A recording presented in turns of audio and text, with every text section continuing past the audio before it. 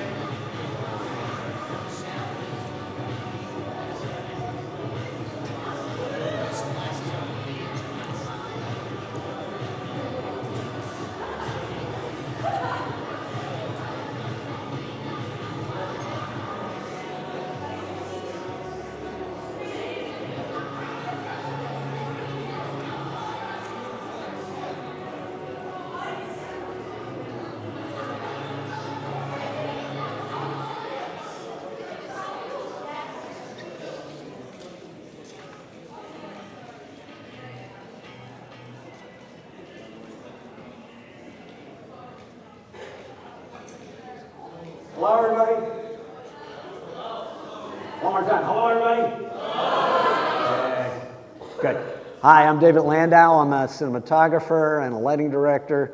I've worked over 40 years professionally in the film industry, doing mainly originally commercials and then corporate video, but also feature films and documentaries and a TV show that some of your parents may have watched called Project Runway. I was the location lighting director on that and the gaffer, the chief lighting technician on that. I also teach at Fairleigh Dickinson University, which is the best film program in New Jersey. And if you're interested in dramatic content production, that's what we specialize in, and our graduates work all the time in the industry.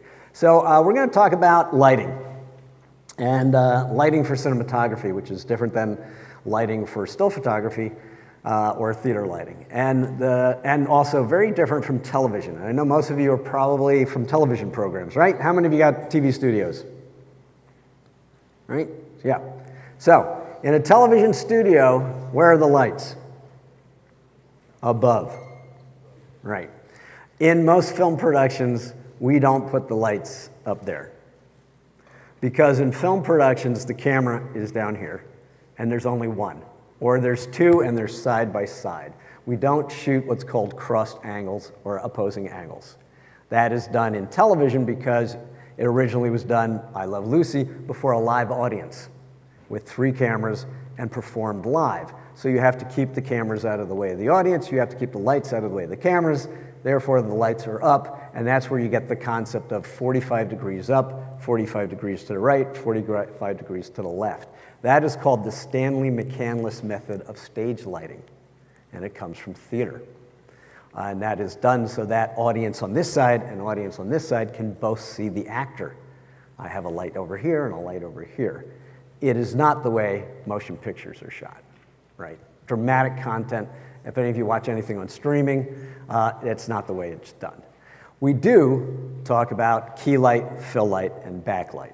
And that is not 45, 45, 45. That is brightest light, or what we call the motivated light source. What is your motivated light source? Is it a lamp? Is it a window? Is it a doorway? Is it the sun?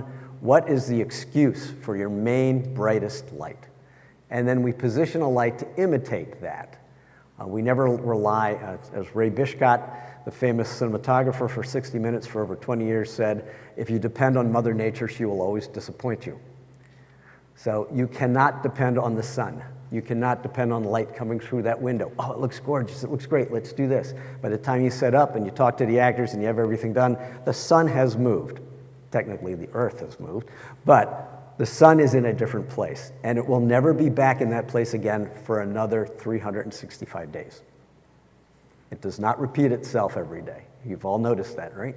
Sun comes up at a different time every day, sets at a different time of day, goes a different trajectory through the sky at a different day, so you can't depend on it. What you can depend on is that it'll be in that sort of angle. By the way, there is a great app I recommend you all to get. It's called Sun Tracker. And you can put it on your phone. Every cinematographer, every lighting director owns it. You can get it the free version, which has got ads, but what it allows you to do is it allows you to type in the day and the time, and you hold it up and you can see that's where the sun's going to be at 2, that's where it'll be at 3, and you can plan out where you're putting your camera and how your shadows are. How many of you shoot outside? Most of you. What's the first rule of shooting outside as far as lighting is concerned? Always shoot with the sun behind the subject, never behind the camera. And you'll find this on all motion pictures, TV shows, commercials. The reason being, many reasons. 1, audience, your actor doesn't squint. 2, the background isn't as bright as the audience, as your person you're shooting, your subject, right? And 3, they're beautifully backlit, right? You backlight the trees, you backlight the person. You have to keep the sun off the lens, which is why we have sunshades on the lenses, but you want to shoot into the sun. Now you can have the sun off to that side or off to that side or directly behind them, but it's really bad to have the sun behind you. Also, your shadow can fall into frame, which is another mistake, right? So, and I'm sure a lot of you like, oh, it's really bright, stand over there. That's the exact opposite. I'll stand there, you stand here. Right? So that's number 1. Number 2 is light bounces. And we don't have a whiteboard here, but you can get just a white poster board, hold it up in front of, right off the side of the camera, the sun comes in, hits it, bounces back onto the person and lights up their face. And this is called soft light, or otherwise known as bounce reflected light, and that is how we light people all the time in the film industry. We use bounce boards, and you can use foam core, you can use poster board. You want something thick, there's something called show cards, which are just thin cards that are black on white one side, white on the other. They're 18 inches by 24 inches. They're pretty easy to hold. When it gets windy, they do move. So you just have to worry about that. So that's a really important thing. Think about that when you shoot outside.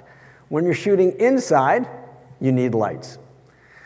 Now, see, you can get a shot without any lights, right? You can see me without any lights. You can see that without any lights. The problem is that if you look at each other and you look at yourselves, you look like raccoons. I look like a raccoon. I got shadow under my eyes because the lights are up here. The idea of a camera and cinematography and lighting for cinematography is not to get what is actually there. It is to get what the human eye perceives to be there.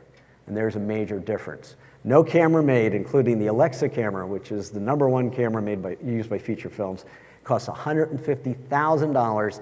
It cannot imitate what the human eye can do. It can't. It has a dynamic range of 15. The human eye has a dynamic range of 30.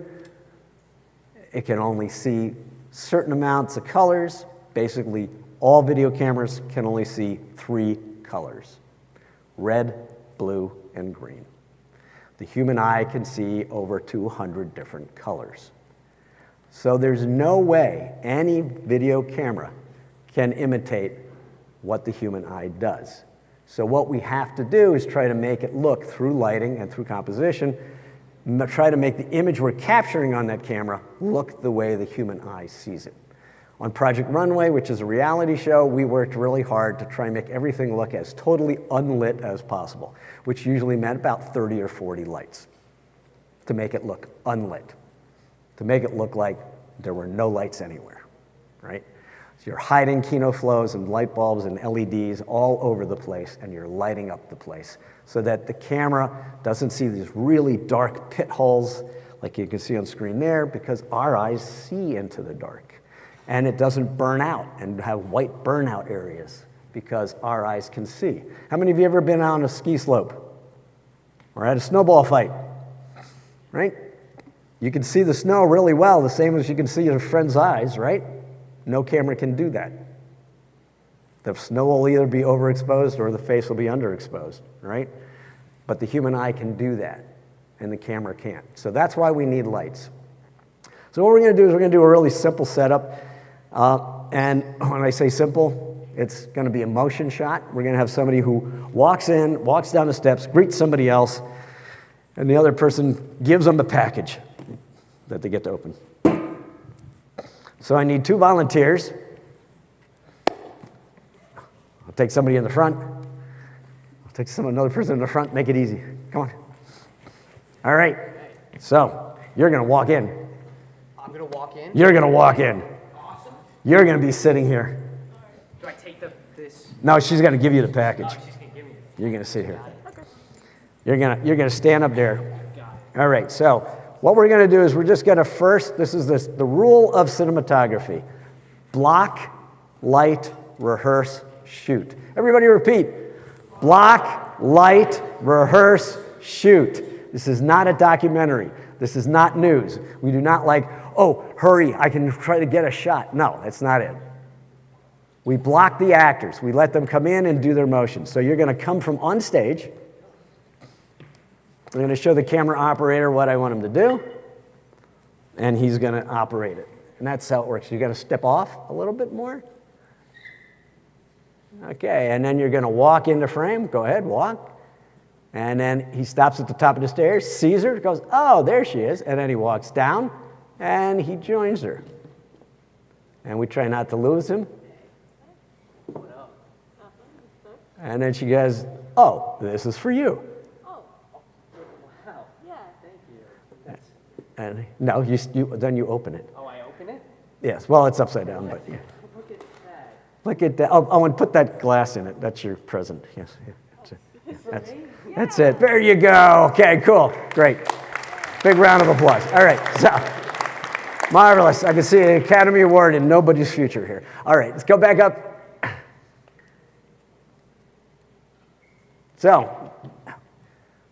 So one more time. You're going to run the camera this time.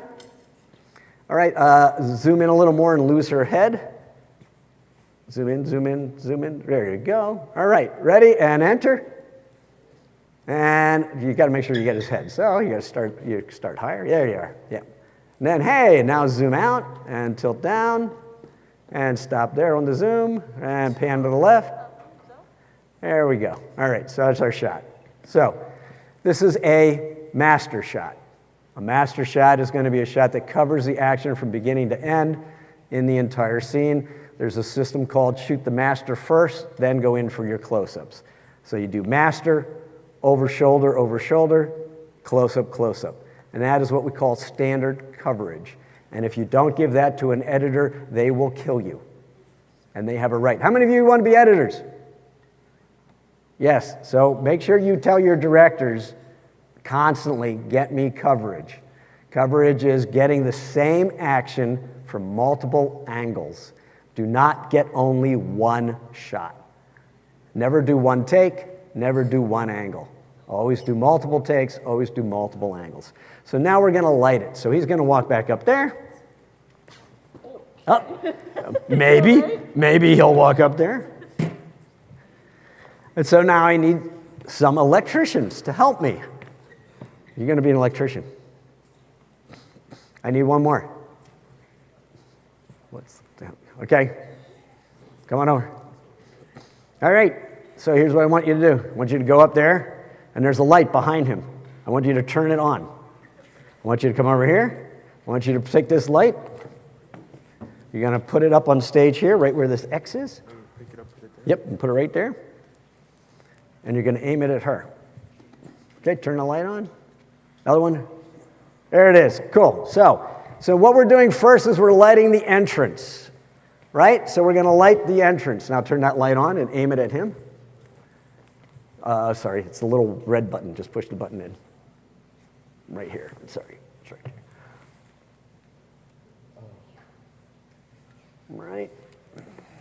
And you know what? I'm going to give the barn doors to that light. Hold on. Do I climb up there then? Yeah. Mm-hmm. You can go up the steps. All right.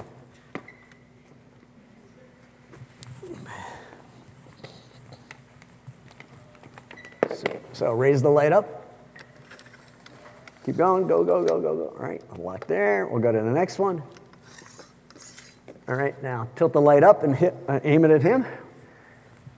And that's his first mark, his opening mark. His second mark is at the top of the steps. Walk to the top of the steps. Camera pans over, right? And he's still lit, so we're fine. So he's got an edge rim light. He's got a light to carry him into the room. And he's got a light that's hitting him as he walks in. Go back and walk it again. And you see as he walks, the light is lighting the front of his face, and he turns and he sees her. And he goes, oh my God, there she is. Right, cool. Right, and then he's going to walk down the steps. So tilt down and stop there. So go to the bottom of the steps. And my other electrician, what's your name? Deanna, come on down. Here you go, Deanna. Here's a light for you. You're going to take this light, stay right at the bottom of the steps. You're going to put this light right opposite him, shining right up the steps. Yep, put it right over there. And there's a little red light on the back. Just push that button and turn it on. There you go. Aim it right at him. Good.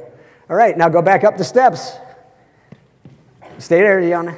You're going to get another light. And he's going to come down the steps, right? And he's going to go to the chair, and he's going to sit down and talk to her. Right. And so right now what we want to do is we want to barn door this light off of her. We don't want the light to hit her at all. So you want to pan the light a little bit more towards the stairs. Nope, towards the stairs. There you are. Right, so we don't want to hit her at all. We want to have each area independently lit. The reason for that is so that we can adjust it and not affect the other area. We know that this area is going to be one area, that area is another area. That's the opening. He walks in, he walks down. That's one area. Now we have this area. So the next one is Diana. Here you go. There's another light. Come and get it. So now you're going to light her with that light. Yep, it's coming over here. And it's going right here.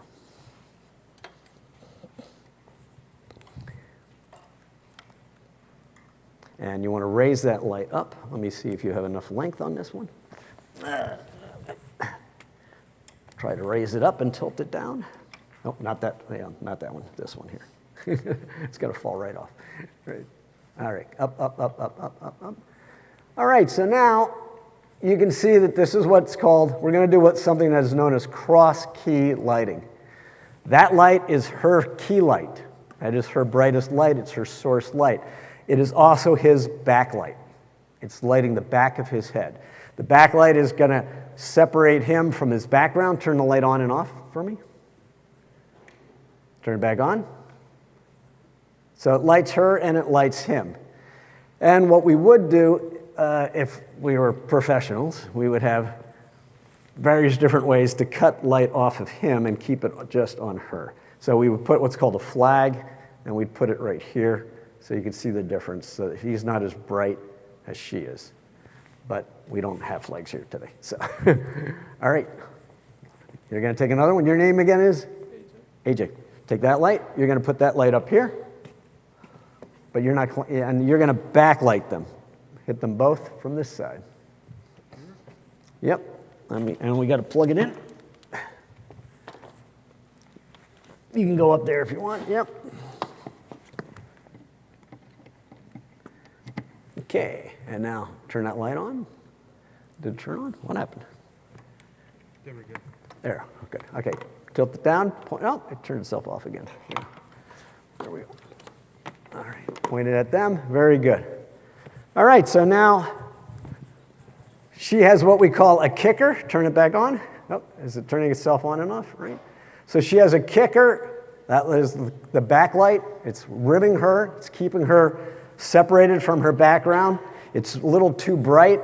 There's a little dial on the back. See if you can dial it down. That's all right. Something wrong with this one. What's going on with this one? Wait, hold on. Let me just check it. There we go, turned on. Ah, there it is. Okay. There we go. Right about there. That's good. So we've dimmed that one down. Deanna, come on over. Need you with this light now. So you're going to turn this light on. And you're going to raise it up a little bit. Just a little. Just above his eye line, right there, and stop there. And now you're going to want to pan it a little bit towards the stairs. But not to, oh, don't take it off of him. Go back, back, back, back. There you go. Right. All right. So, now you can see how he's lit. Now go back and let's do the walk again. So this is a very simple setup. Notice it's 6 lights. Right? All right, ready? And action. He comes in, he sees her. Oh, there you are. And he comes down the stairs. Yeah, he sits down. We tilt down with him. She gives him the box. There you are. Thank you. And he opens it up and, oh, I've always wanted. I have one of these. Isn't that amazing? So perfect. All right, so the only thing we're going to do is we're going to readjust this light a little to get a little more for her and a little more on him so that we have more shadow on her face. There we are. So, there we go, and try it one more time. All right.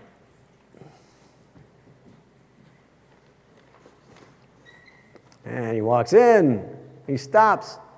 There she is. And we reveal her. And he sits down. Oh, thank you. Shouldn't have. She didn't. Nice, another code. How many? Well, you want a full set, right? I know, like. Cool. All right, so now we've finished now having our master shot, right? And our master shot is the complete action. Now we're going to go in for the coverage. We're going to get our close-ups. So, what's a close-up? What's the first close-up we should get? Somebody? What did I say? We do master shot, then we do what? Behind the shoulder. Over the shoulder shots. So, over whose shoulder should we go? Based on the lighting setup we have already, over whose shoulder should we go? What's going to make it easier? Anybody? His? Very good, yes. So we're going to go over his. So there's something called the 180-degree line. Once you have 2 actors in a spot, you draw an imaginary line between their noses, And wherever you set the camera up first, you cannot move beyond that 180-degree line for the next camera setup. So this is our 180-degree line. And our 180-degree line has changed because it used to be this, and now it's moved to this, right? So we can move the camera, but we cannot put it here. We have to put it over his shoulder here.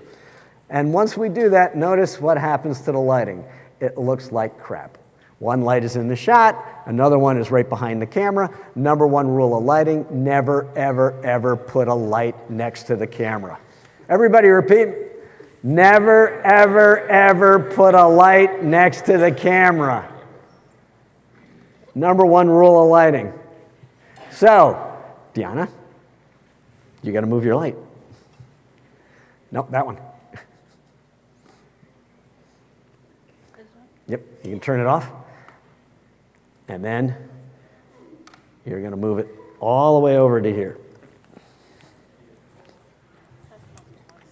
There you go.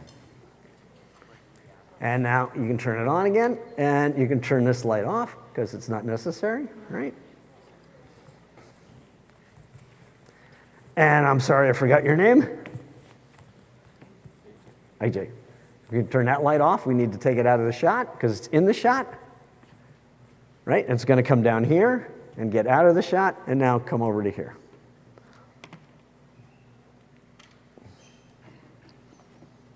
So it's going to come right back here. So bring the whole light over. Right? Yeah. And then we're going to end up raising it up. Wrong one. Oh, I think you're standing on it. Let's plug it back in.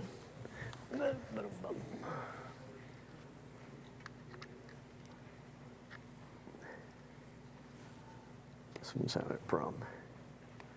Cool.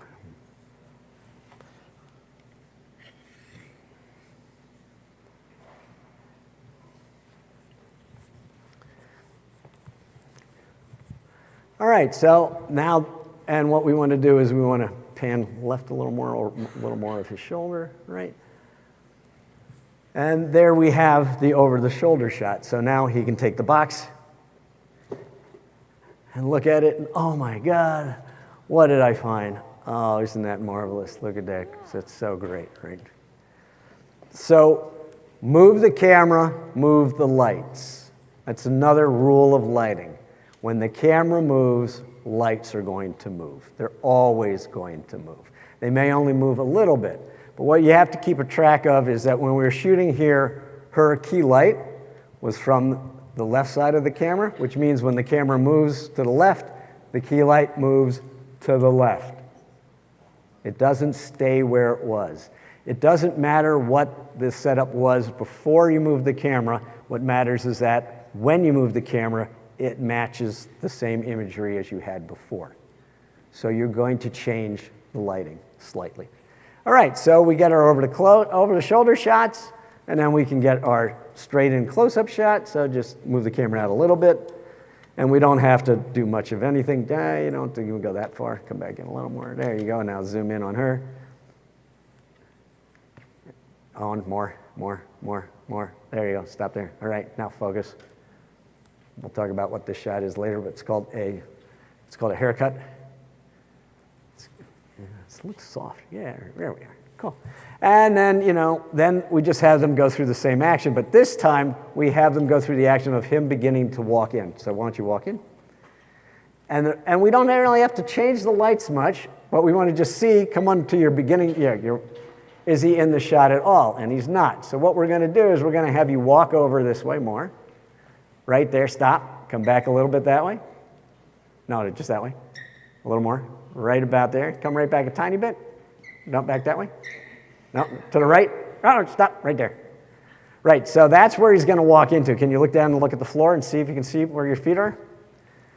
And all you have to do is take 2 steps out.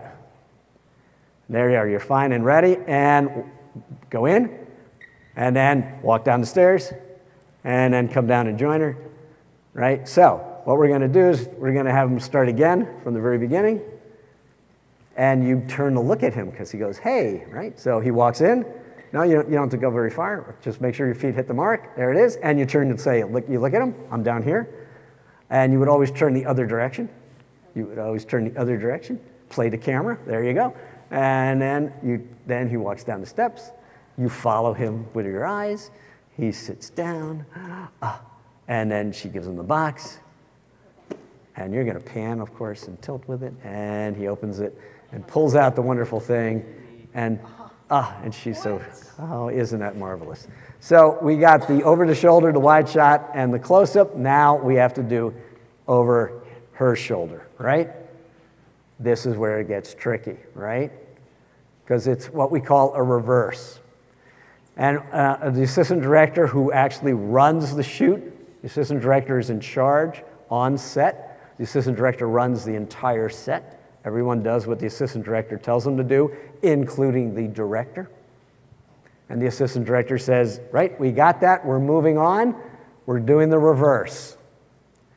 And then as soon as they say that, everybody in the production knows that means the camera's going on her side, shooting this way. So all of these lights will be in the shot, any gear you left down here is in the shot, that background's gonna have to get lit.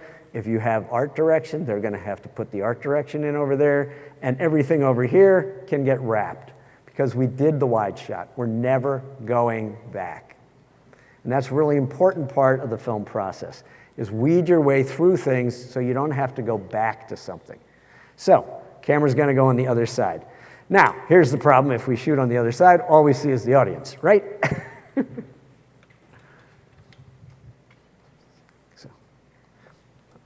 All right, hold on. Go up, wait, there you go. Okay, keep going.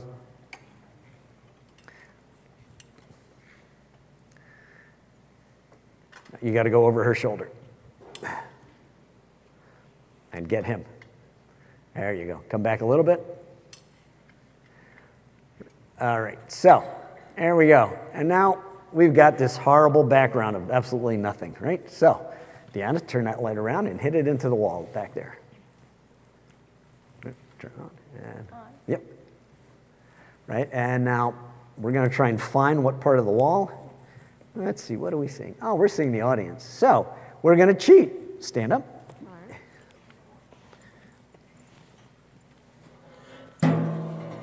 Have a seat. Put your chair over there. Camera comes back over to this side. You can turn that light off. You can move this light off. Go turn that light off. Thank you. And we would bring your camera out a little more. And notice there's a light in the shot again. Oh my God. Deanna, get your light. Gotta be a fast electrician here. Come on, I'll get you in the union. Bring it out. All right, so everybody, which side was he lit from? Everybody remember? Because we have to light him the same as he was lit from before, right? So we have a light on the background. We're lighting our background so that it's not totally dark. It's got something back there.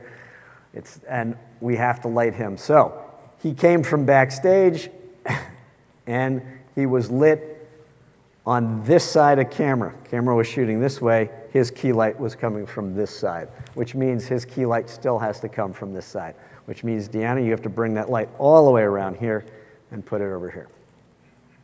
Why don't you bring it this way? I don't think the cord's going to be long enough to go that way. Mm-hmm.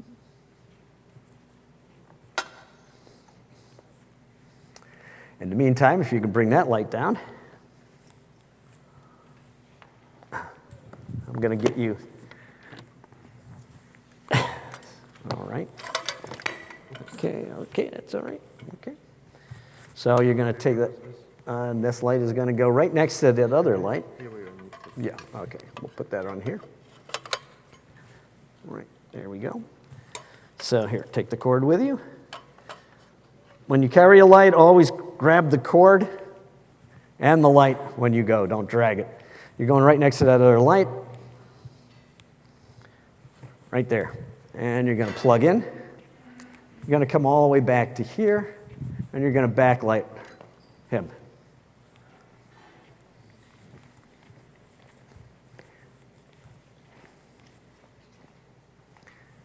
Not only that one stays in the background, this light is going to light him.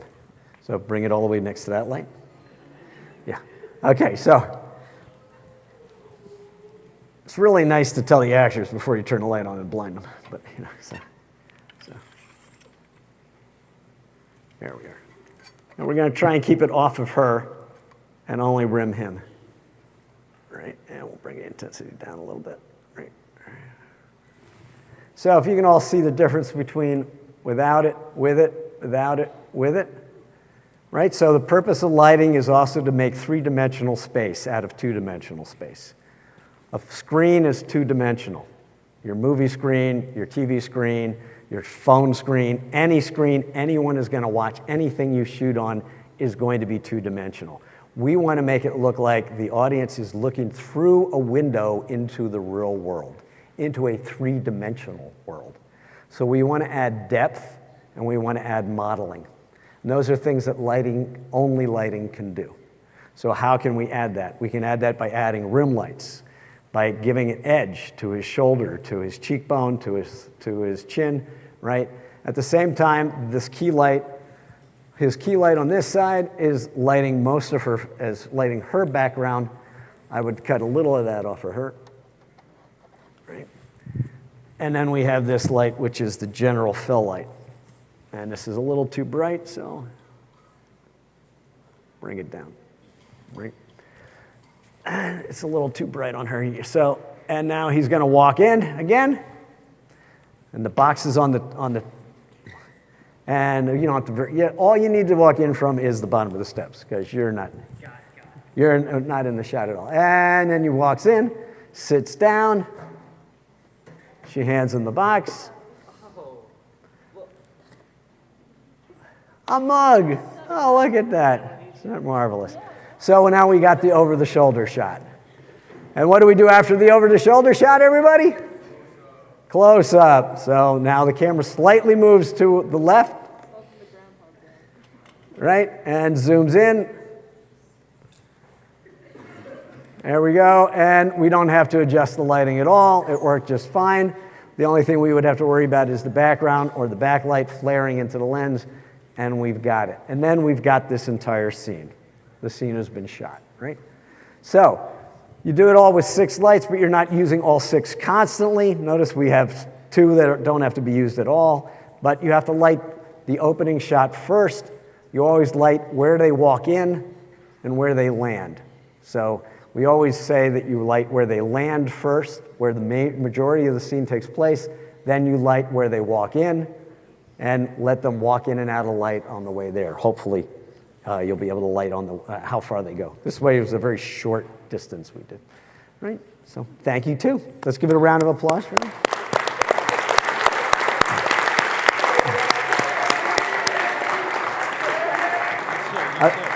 I thank my electric crew. Thank you very much. Thank you too. So, all right.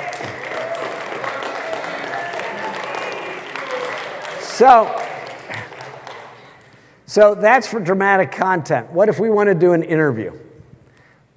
Thank you. Turn the lights up.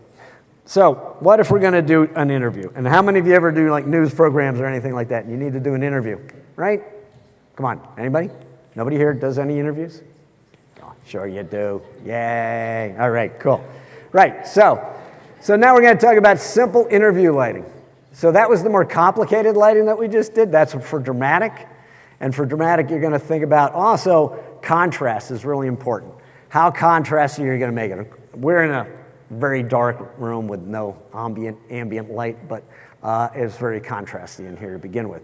But we're going to make a decision onto how bright or how much contrast we want will depend on what emotional impact that the director wants from that scene, right? Is this a sad moment? Is it a happy moment? That will change the lighting. It'll change the contrast ratios, and it'll change the contrast between the foreground and the background. The darker the background is, the more moody, the sadder or thriller it is, mystery it is. The more light the background and the surrounding areas are, the more it is a comedy or a light drama or something like that. And this is what we call the difference between what we call high key and low key lighting. I don't know if any of you ever heard those terms before? hopefully, right? So high key lighting is lighting that has very low contrast. It means that we can see into the shadow areas with no problem. There aren't a lot of dark areas, but there's also not a lot of real bright areas, right? It is a little more even, and this is going to be done for every sitcom you've ever watched is high key lighting, right? It's the standard on high key lighting. It's also the standard on comedies, like Hangover or Bridesmaids or any of those types of movies, right? Those are comedies. So you don't go for a lot of contrast in a comedy. Whereas if you're going for something that's more sinister or something that's more, thriller-oriented, you're going to change those contrasts. You're going to go for things that are much darker. You're going to have darker areas, which is low-key lighting, where you're going to have dark shadows.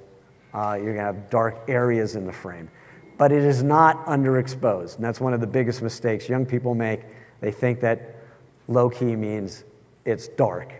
It's not dark on the people's faces. It's dark in the surrounding areas, and it has high contrast. But the person's face is exposed correctly. Because, again, we're trying to imitate what the human eye does, and the human eye can dilate. You've all sat in a dark room and turned around and been able to see each other, right? It's because your eyes can dilate. They can open up. You can see in the dark, right? Well, cameras can't, but we have to make it look like that. So the way we make it look like that is by giving people brighter backlights, so their edged is brighter, and dark spots around the frame, and more shadows on the face. But most of the face is still lit, so you can still see them. They're just not overlit, right? And that'll be for mysteries, horror films, supernatural movies, anything like that. You can get into that kind of a contrast. Austin, who graduated from here, just graduated from Fairleigh Dickinson, he's out in the hallway and he did a horror film for his senior thesis, and it's really beautifully lit. One of our cinematography majors, Eric, shot it for him. And so if you get a chance, take a look at that so you can see an example of some very good low-key lighting. And it's not dark, it's not underexposed, but it is got a creepiness to it, it's got a contrast to it, it's got a certain look that you'll see that's familiar, which is, oh, yeah, it's definitely a horror film. You can have the sound off and you can watch it and go, that's a horror film, right? Just like you can tell a Marvel movie just by how much color there is in it. Oh, yep, that's a Marvel movie. Look at all those colors, right? You know it's a Marvel, right? So we're going to do an interview. So let's just bring the camera out here. And you can aim it at that chair.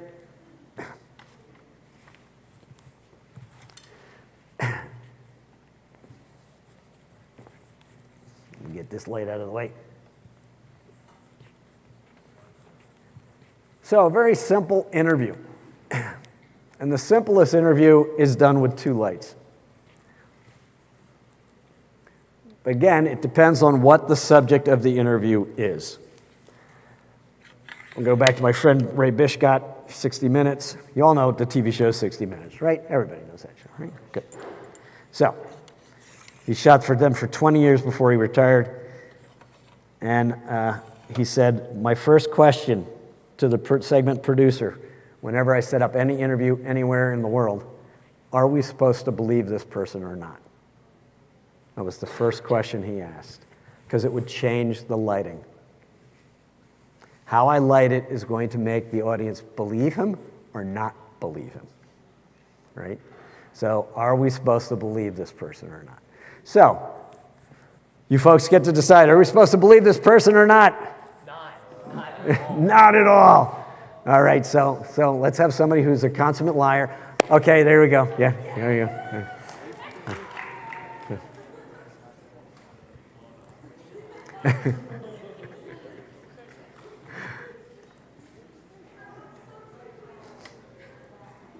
All right, good.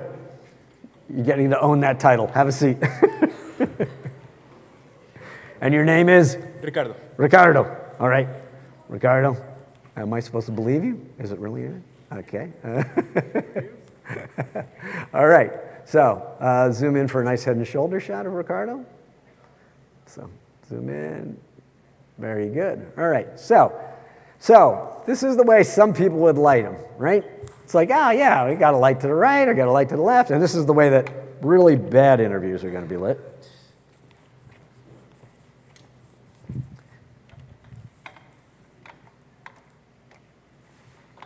And unfortunately, yes, we're washing out the screen.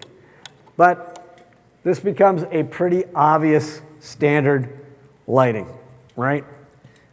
And when do I ever light people like this? And I do.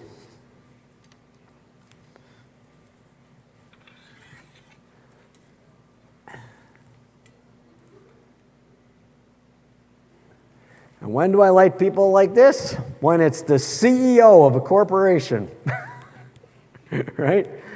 When it's a corporate video and they're saying, you got to do better next semester, or, you know, you got to do, you know, oh, this is our 3/4 earnings or whatever, right?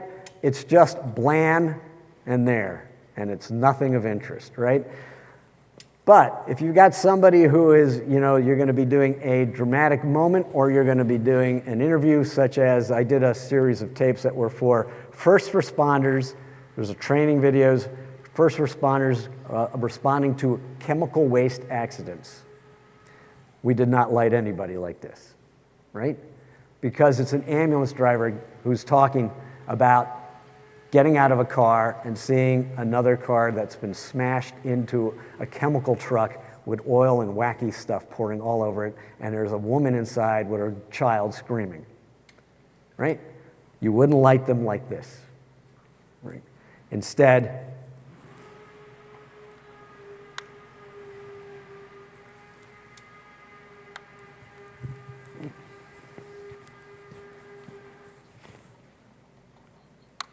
you would light them like that. Oh, man. So, Ricardo, I want you to look right at the lens and say, she was screaming, save my child. She was screaming, save my child. Right? Right? Good, Ricardo. You're good. I'm keeping you. All right, so now that's believable, right? Right, that's believable. All right, so it's a dramatic moment, right? So we have to have dramatic lighting. If we're talking to somebody who's not a Hollywood movie star talking about how great their life was, then we're going to light it high key, and we're going to give them a bright backlight, and we're going to maybe make them a little more evenly lit. But we're talking to somebody else. So now, let's say, Ricardo, you're going to talk to them about how you were smuggled across the border, and everybody you knew died. Okay? Ready?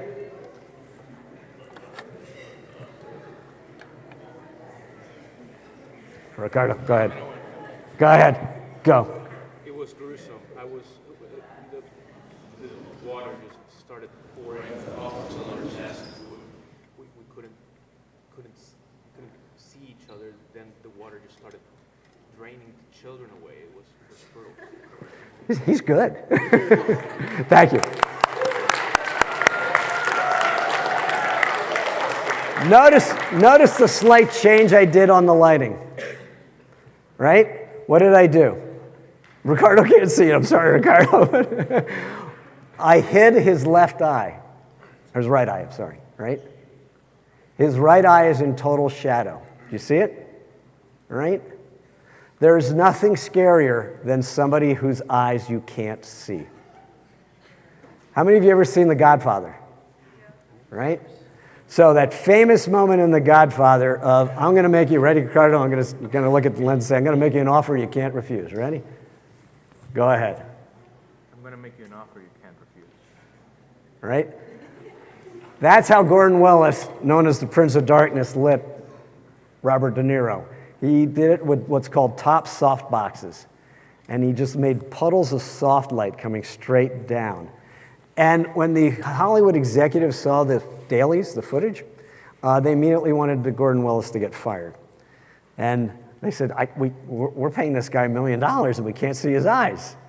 And Gordon Willis said, exactly.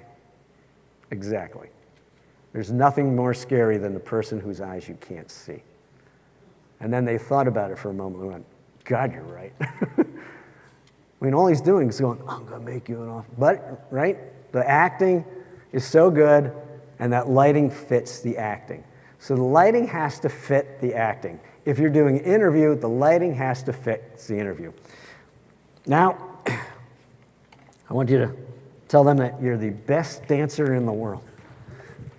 Wait, gotta finish lighting.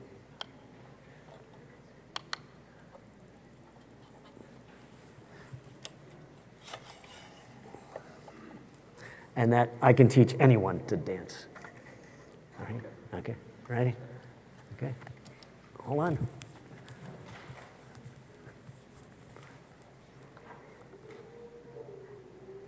There you go, cool. I am the best dancer in the world. I can even teach a dog to dance. Right? Okay, so I adjusted the lights. I lowered the key light. It's coming down to just under his eyes. So it's filling up into the recesses of his eyes, so it's brightening up his face even more. This is a standard method done for, not that Ricardo needs it, but for anybody that's got bags under their eyes. This is done on every QVC station. It's done on every interview with every famous actress who's over the age of 30. It is standard lighting to light up, but not like a horror film. So now we don't want to believe him, or we want to think that he's like a dangerous person. All you have to do is say, no, I really didn't do it. Ready? Hold on. You volunteered for this, remember, Ricardo?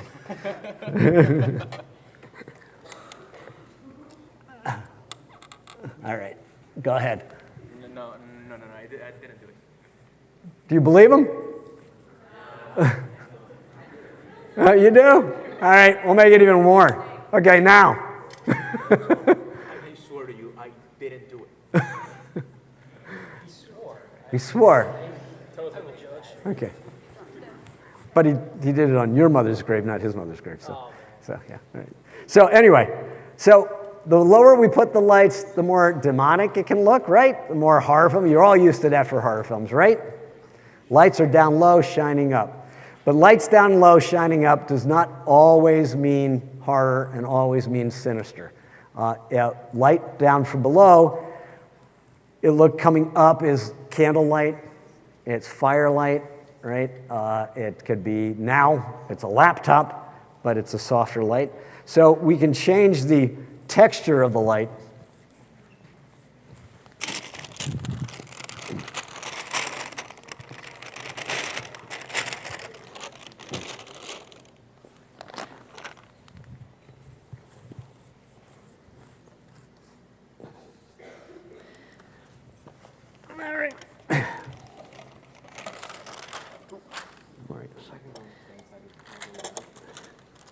Thank you.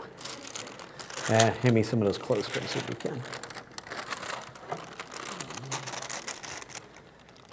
Thank you.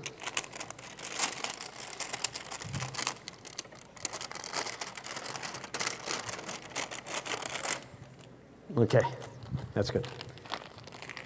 Okay, Ricardo.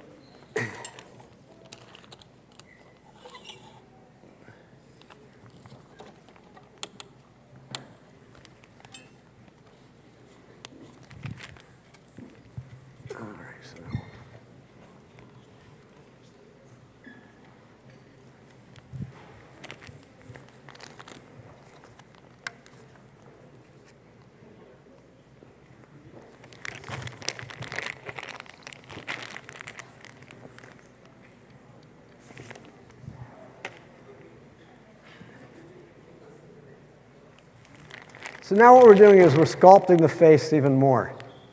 So we have more of a sculpture around the cheekbones, right? So he's being cross backlit by two lights, which is sculpting the cheekbones, highlighting the shoulders, highlighting the neck, right? And we've added diffusion to the front light, and it should be just a little bit higher. It should be about eye level.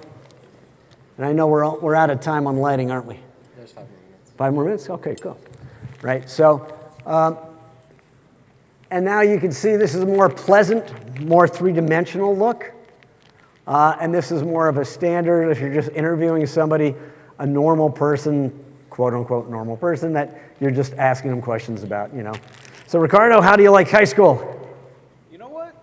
High school's pretty neat. High school's pretty neat. Cool. It's really sad that I have to leave next year, though. Oh man, where are you going? I'm going to college.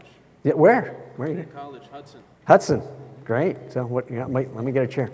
So, all right. So one of the things that you're going to do when you're doing an interview is you're going to have the interviewee look into the key light. In which case, it's this light on this side. So I'm going to sit here and have him look at me. And I want to take this one down a little more.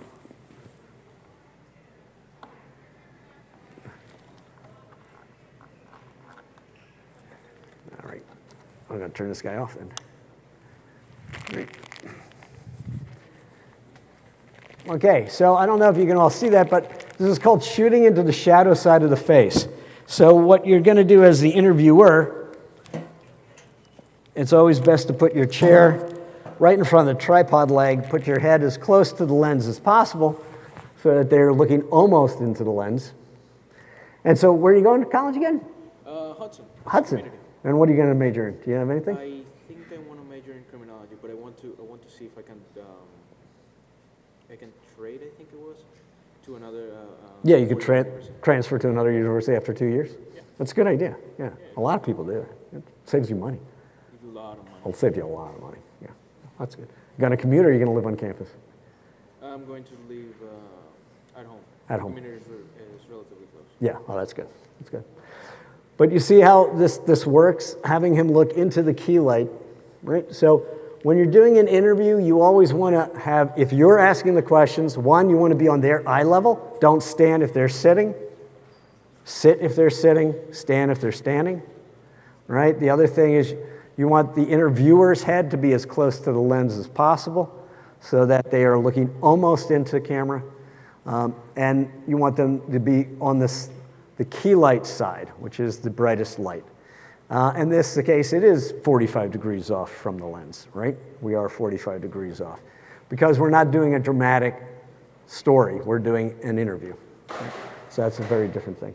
So we can have the house lights back up again. Thank you, Ricardo. Bless you, sir. Thank you.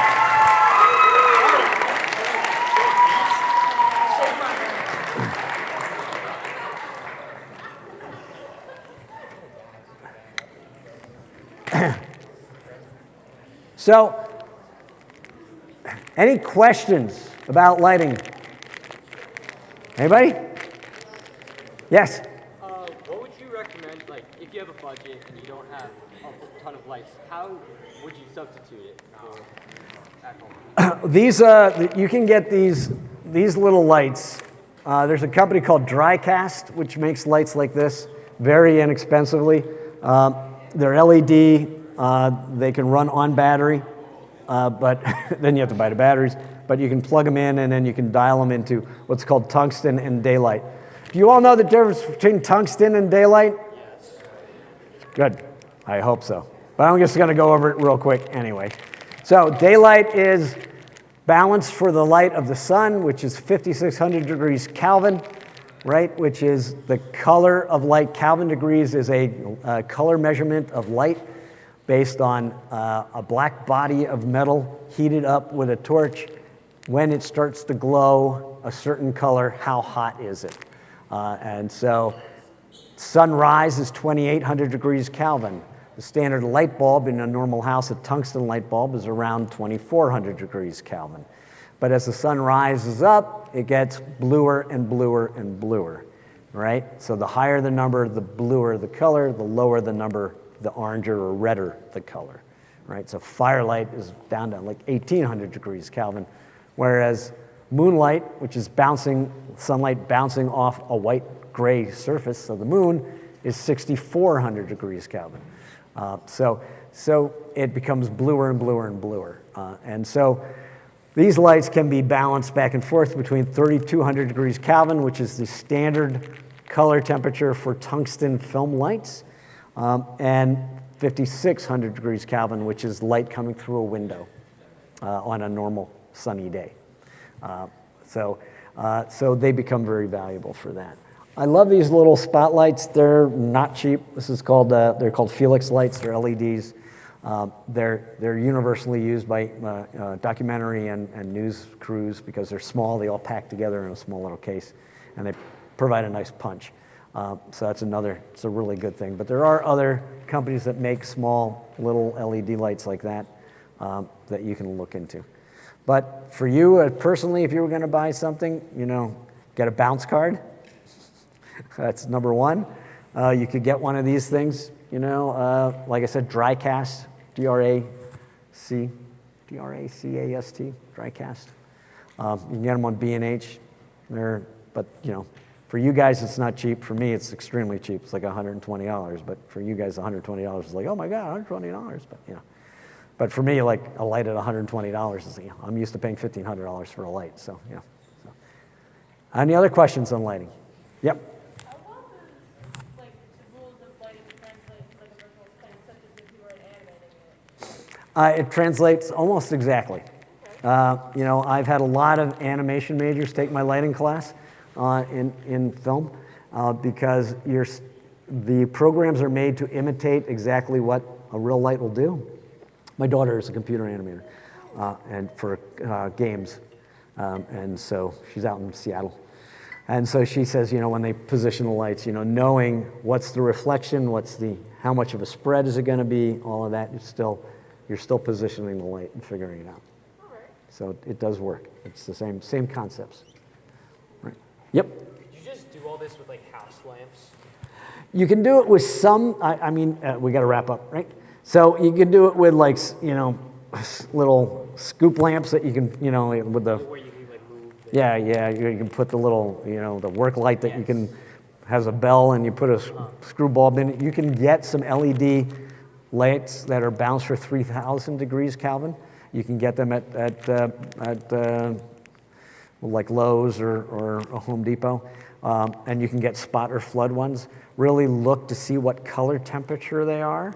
The problem with industrial LED lights is they are not what's called full color spectrum, which means that they will have more blues and greens, and they will have less ambers and violets and things like that. So it can look okay, and it also, depending on somebody's skin tone, can make them look sallow or chalky. It can be, that's why you have to get the ones that are made for the film industry. They're more full color. Right. So, yes? Yeah, how different would the rules for lighting be if you used different colors besides just the standard? It's the same rules. It's just that, once you start using color, you mean color in an LED light, or are you putting colored gels on the light? I mean, LED lights. Well, LED lights, so long as you dial in a color, you're still getting a good output. The thing about color and lighting color is that light is a reflective process, right? We only see what light bounces off of something. So, and I do this in my stage lighting and my film lighting class. We put out a red cloth as if, the costume designer has got this woman in this beautiful maroon gown, and it's supposed to be late at night, and she walks outside in the moonlight. And so you light her with blue light. You know what color that gown turns? Dark gray. And now you have a $2,000 dress, and the designer screaming at you, "You ruined my dress." Because all you did is use blue light, right? Because blue is a primary color of light, and so is red. There is no red in blue light. If you light somebody with blue, there will be nothing red will come out looking red. It'll all come out looking black or gray, right? So you have to be careful about those types of things. So it doesn't have to do with angles as much as it has to do with, you have the right colors bouncing off so we can see that. Right. So you have to worry about costumes. If you have somebody in a blue dress and you're lighting them only with orange amber light, it's not going to look blue. It's going to look gray. And then there's people will get annoyed, right? Rightfully so. So I think we're done with the lighting, so now we're going to be talking about cinematography, right? So those of you that are here, how many of you are staying for cinematography? Cool, great. All right. So we're going to talk a little bit about cinematography now, but go ahead. Hi, it's on. Yep. The camera workshop is in here, and then the TV and radio workshop is in the lecture hall down the hall. And then there's signs outside. We're also taking a 5-minute break so people can leave and get here.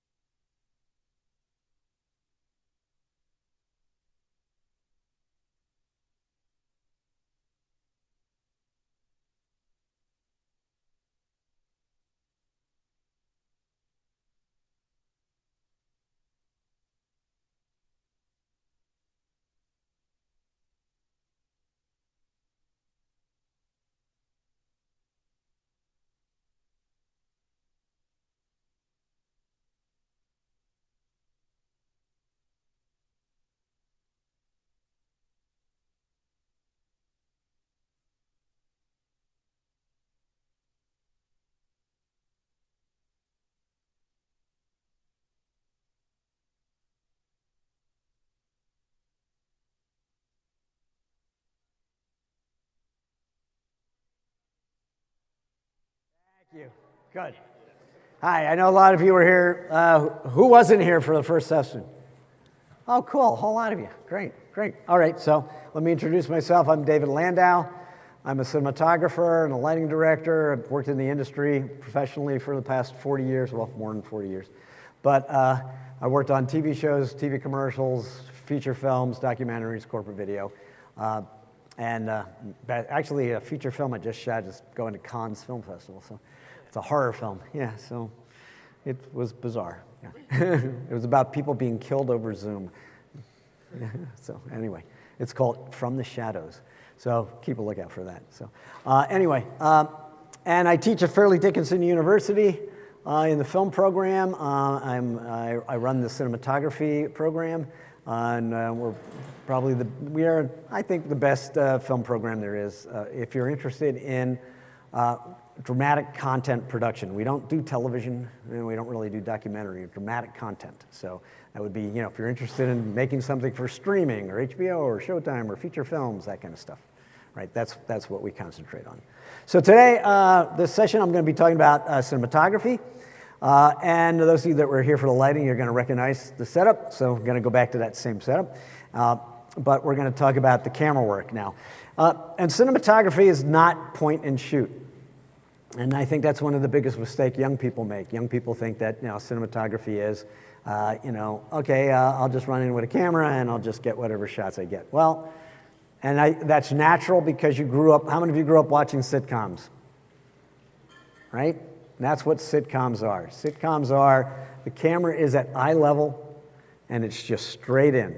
And it's there because the only thing that's important about a sitcom is how many laughs per minute there are. That's the only thing they're going for. It is a dialogue-heavy, dialogue-driven production, whereas dramatic visual content is visually dramatic-driven product. So if you've ever watched, there was a streaming show that's on now. It's called Marvelous Mrs. Maisel. Have any of you ever seen it? It's a great show, visually oriented. So is The Crown, if you've seen that. Downton Abbey, if you've seen that. There's a whole lot of really good Queen's Gambit, another really great one. If you haven't seen, you should see Queen's Gambit, about a teenage girl that becomes a chess champ, and she's an orphan. And it's beautifully shot, just really emotionally and beautifully shot. And there's a lot of very well shot television right now, mainly on streaming and content. How many of you ever seen Loki? That TV show, right? That's beautifully shot. And how many of you seen WandaVision? All right. So WandaVision was deliberately shot to look like old television. So they had to specifically not be cinematic. And compare WandaVision with Loki. Loki is shot to be cinematic. WandaVision is shot to be not cinematic. There is a big difference. If you've ever seen Community, it is not shot to be cinematic. It is shot to be more like old television. They're deliberately choosing to go that route. There's a decision about that. Whereas other television shows, how many of you have ever seen This Is Us? Big show that's on television. It's very cinematic. They are going cinematic with This Is Us. So what's the difference? The difference is we don't keep the camera at eye level. Cinematography isn't about what you normally see. Cinematography is about showing you something you don't usually see. Let you see it from a different point of view. Let you see it from something that you're not used to seeing.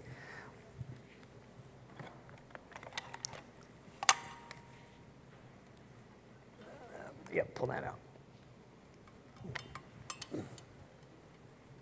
Can I shoot from this angle? Right?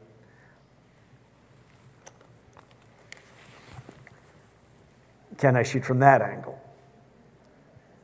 The answer is yes, and you should. And that's cinematography. That's the difference between a sitcom and a movie, right? I'm going to vary the shots. I'm going to change the angles radically. I'm going to go to extremes. I'm going to do extreme close-ups.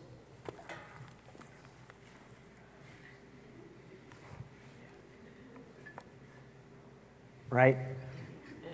I'm going to get a more interesting shot than I would have gotten if it was just, you'll never see this kind of a shot in a sitcom, right? That's the shot you're going to see in a sitcom. Right. So, what we want to do in cinematography is figure out angles that we can get that are only able to be gotten with a camera and not with the normal person standing at a normal height looking at a normal view. That's fine for, depending on what you're doing. There are certain things that call for that, like Bridesmaids or The Hangover, which are, again, comedy-oriented, dialogue-driven, actually action-driven. Both of those are action-driven, slapstick-driven movies. So they're not going for a dramatic composition to the shot, right? But they are still going to do some drama. But, this type of a shot is a much more interesting shot than shooting straight on, right? Than shooting straight on. So I'm going to go with whatever angle I can in order to get the most interesting visual interest out of it. So we're going to go through the same thing that we just did in the last class, which is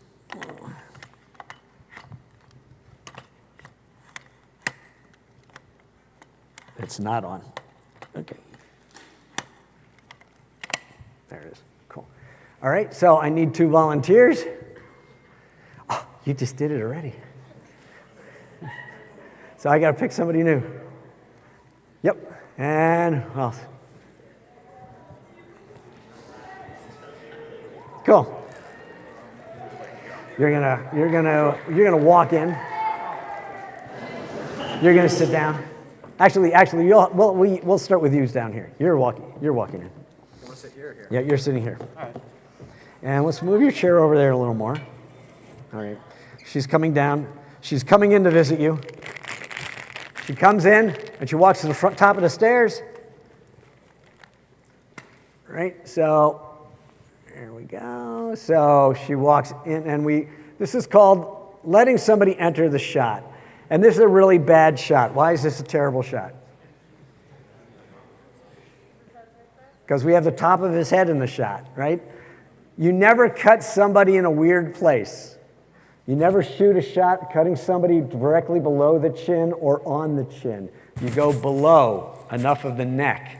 You never cut somebody exactly at the elbow. You never cut somebody exactly at the waist or exactly at the knee. It looks like you've decapitated people or you've cut off their limbs. Audiences hate that. Everybody hates seeing that. And it pulls them out of the story, right? So you don't want to do that. So you want to zoom in and lose his head. So you can just zoom in a little. There you are. Cool. And now we're going to do what's called let her enter the frame. He was going to originally pan her in. Here's the problem with that. No editor can cut to this. Number one job of the cinematographer is to make sure that you give them usable footage. Having a whole lot of great footage and then the editor can't use any of it is worthless, right? So, your main job is let them enter the frame. That way, the editor can decide where she wants to cut to it. Do I cut to it when it's an open frame before she comes in? Do I cut to it after she comes in? Do I cut to it after she's standing still? I don't care, it's not my job. My job is to give her the options, to shoot as much as I can and think about how it's going to go into the editing process. So she's going to walk in, and the camera's going to pan with her, pan, and stop at the stairs, right? And you got to get good headroom, right? And then she looks down at him, and he waves to her, and he says, "Come on down."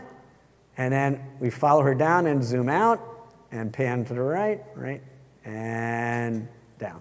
And now you got a headroom, right? So this is good headroom. You're too wide. Let's go in a little closer. All right, so there's a big difference between this as the ending shot and what we had before.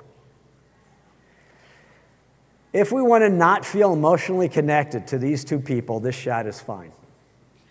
Right? This shot will be a shot that is Yeah, okay, I'm across the room, I'm eavesdropping, I don't really know them, right? I'm strangers to them.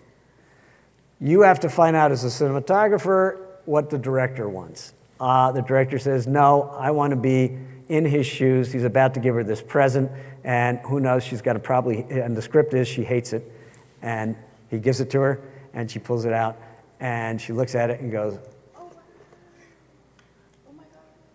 oh, she's happy.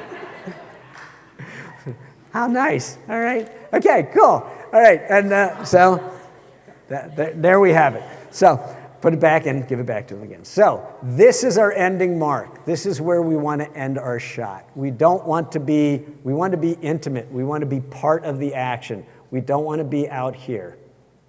This is boring. This is removing us. The focal length that we pick has got a lot to do with how emotionally connected we are. Also, this is what we call a flat two-shot. A flat two-shot means they are going to both turn profile to the camera and look at each other. This is standard in every sitcom all the time. It is not necessarily something that is really great to have for a dramatic piece. But for an opening shot, for an opening master, that's her walking in and sitting down, it's fine to do it. So we're going to do that move again. Go ahead. And no, you don't have to be zoomed in that far. Come on out and come to your top of the steps first. So now what we're going to do is set frame lines. There you are. Stop there and tilt up. So now what you want to do is you want to look up and see all those pillars and see where do you want to stop. See that edge right there? That's where you want to be, right where that line is on that post, right? So you're going to be 5 bricks up, right? And then she's going to walk down the steps, walk down slowly, and you tilt down and pan over. And now zoom out and tilt down. Pretty good there. You got to get down a little lower. So your end mark is you're going to be just 1 set of bricks above the white, right? So for a camera operator, camera operators really do not pay a lot of attention to the scene. What the camera operator does is pay attention to the framing. So the camera operator is going to find anchor points. They're going to find places on the background that they're going to say, this is where my top edge of frame is going to be. That's what I was just doing with him. So without her going there, go to your first opening. See if you can remember where it is. Yep. Okay, go on up there and see if you were right. And he was right. Let's give him a big applause. So, being a good camera operator means watching all the edges of the frame, watching what's on the bottom of the frame. Did I accidentally get his hair? Do I get his eyes? You got to zoom in more. So, and pan over, right? And so I want to look at every detail in the edge of that frame. I also want to keep track of focus. Is it in focus? It is the camera assistant's job to follow focus, not the camera operator's job on a feature film or a TV show. There is a camera assistant who is racking focus. They've measured the distance of each location, they've marked it on the lens, and then they can rack focus from place to place to place. In a reality TV show or a documentary, the camera operator doesn't have a camera assistant, and the camera operator is going to have to rack focus themselves. They're going to have to pay attention to that themselves. But the other thing that they're going to be looking for is a boom microphone, because everybody's going to boom it. And that's going to be the microphone. So the boom's got to be out, and then as she walks down, the boom person swings the mic in, and will the mic be out of frame? And one of the things we always do is, every boom operator does, is when the camera operator sets up the shot, the first thing the boom operator does is walk in and drop the boom all the way into the shot. So it's clearly in the shot. And then the camera operator says, up, up, up, up, up, up, out. And now the boom operator does exactly what the camera operator is doing. They're going to look down the edge of the boom, and she's going to look at something on the wall over there and go, okay, so if I line this up with that, when they walk over here, I'll be out of the shot. And that's how the boom operator knows where she's putting the boom, right? So there's an awful lot of looking around at the backgrounds and getting key points, anchor points, as to where you're going to end up. right? So this is a medium wide shot, or otherwise known as a cowboy shot. A cowboy shot is a shot from about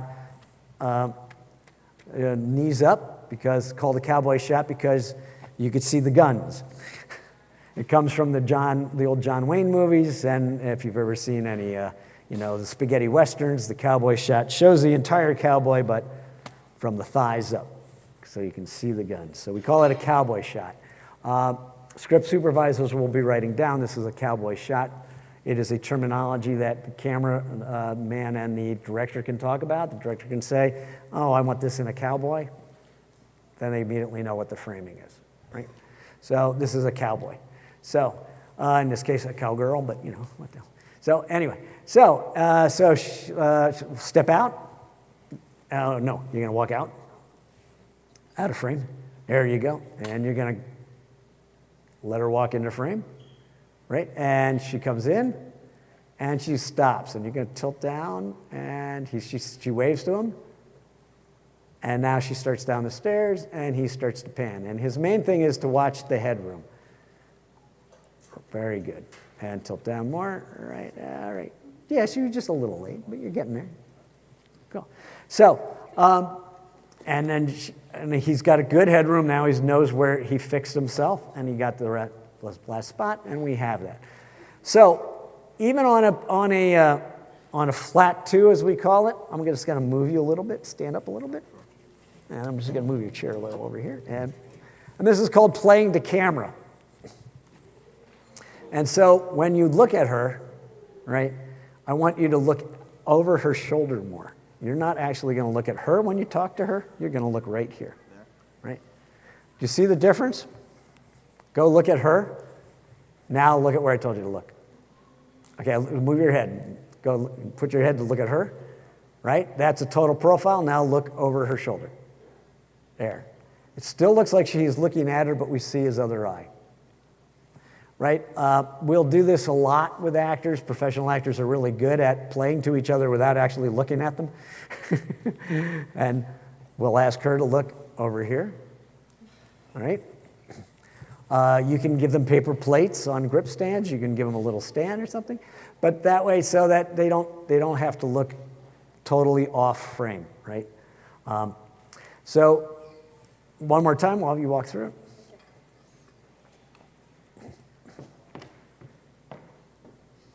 So we want to lose his head. So there you go. Oh, and action. She walks in. She stops. She waves. And now camera goes as she goes. Right? Very good. You did a great job this time. Let's give her a round of applause for our camera operator.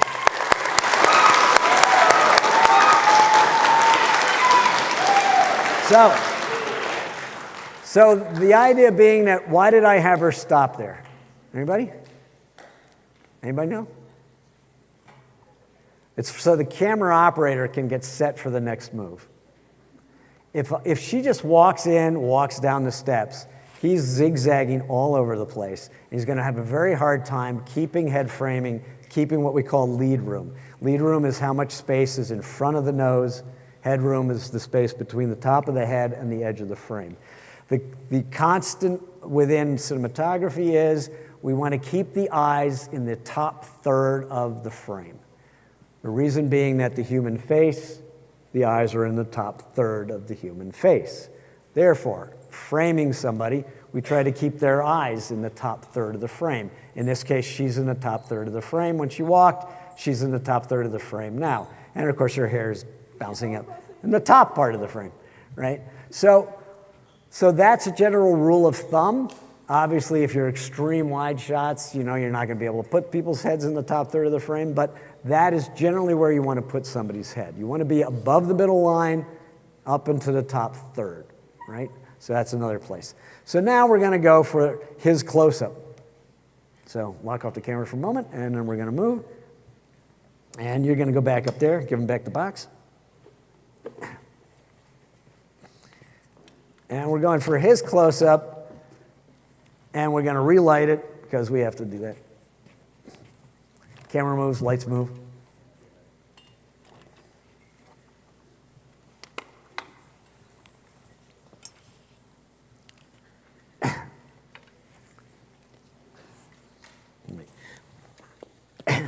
him.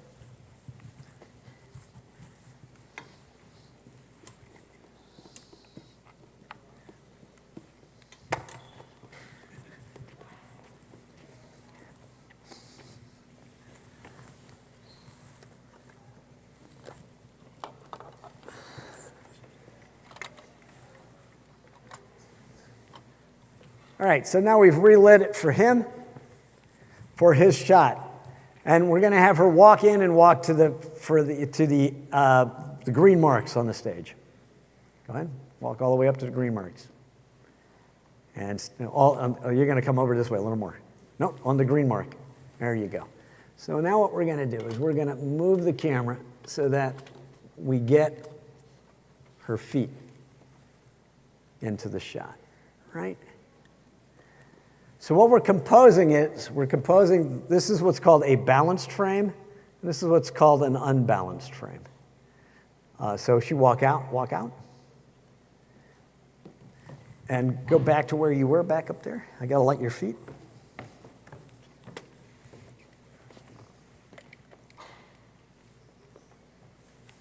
Okay, cool. So now just step out of frame, step out that way, and stop there, you're done. You don't have to go any further than that, right? So now we have him pensively waiting for her. Oh, he's so, when is she going to show up?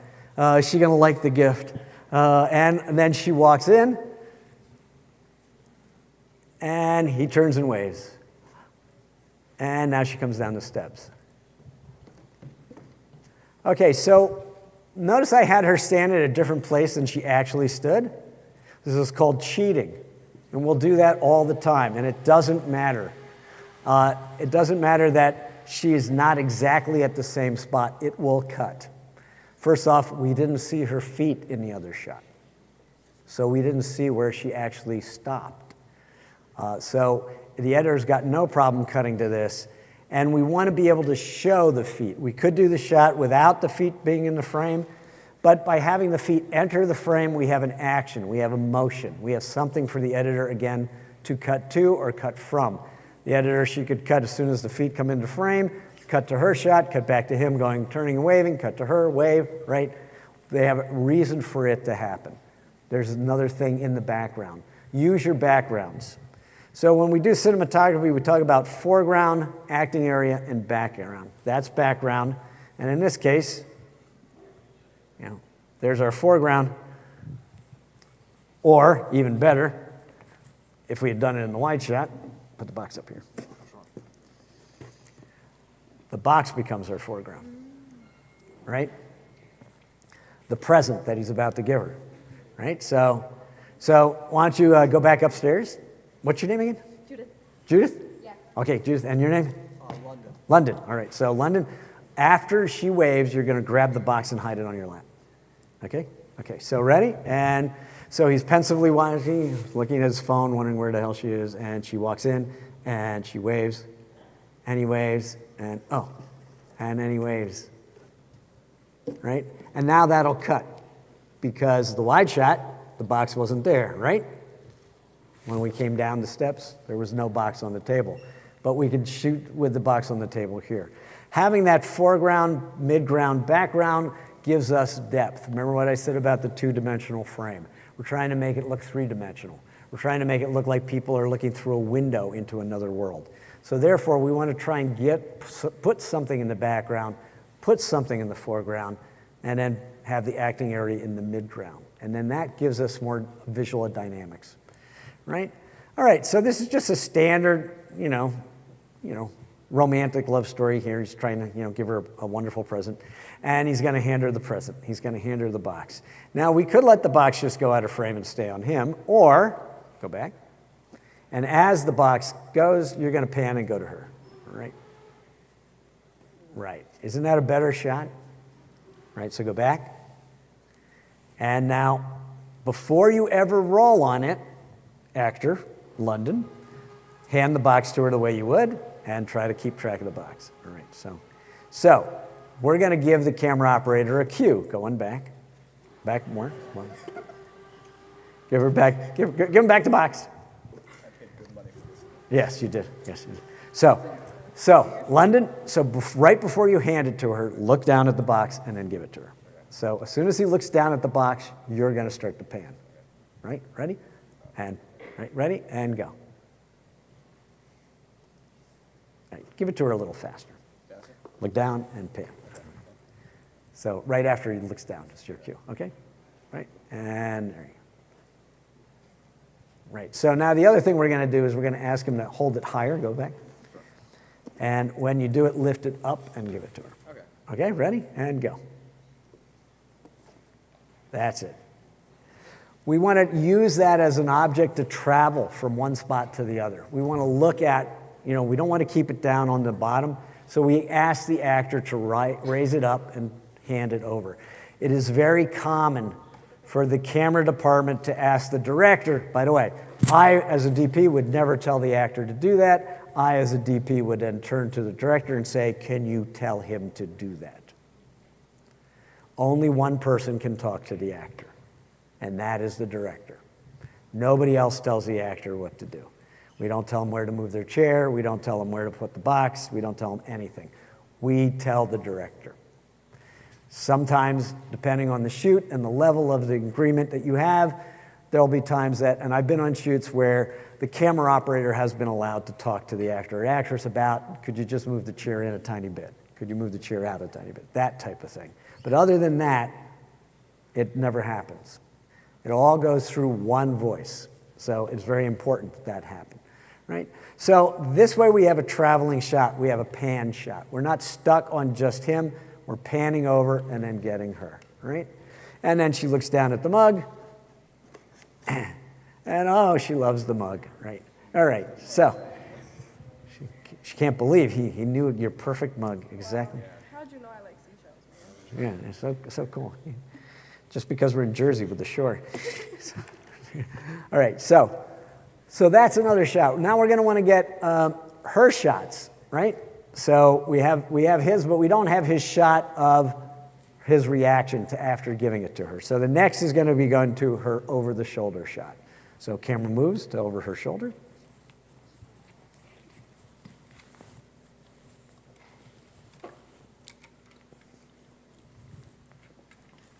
And we're going to cheat this shot. Stand up for a moment. And sit down.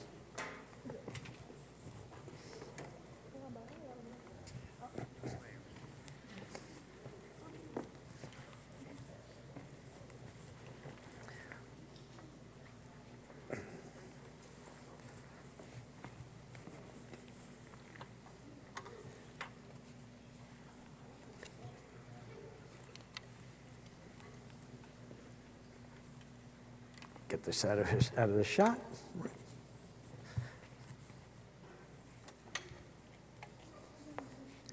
Camera moves, lights move.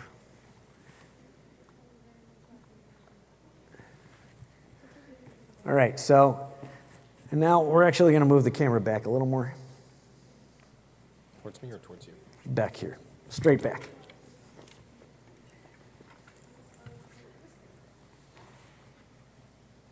All right, good. Now zoom in. Zoom in, zoom in, zoom in.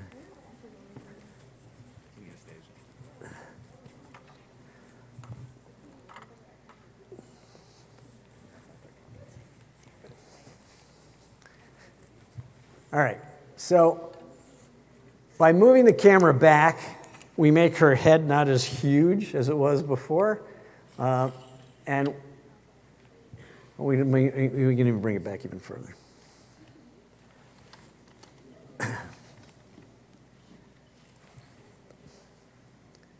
There we go.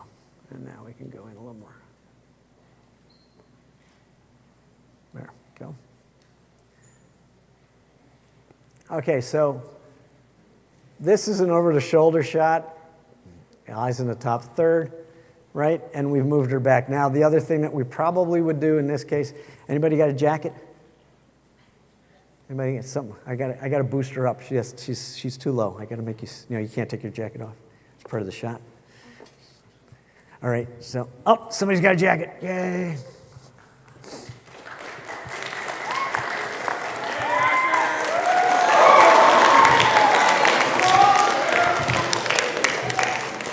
stand up. I'm gonna sit on your jacket. Yep. You gotta sit on the jacket. There you go. All right. All right, so did you notice the difference, right? Now we see more of her shoulder. Before, we just saw her neck. We get to see more of her shoulder.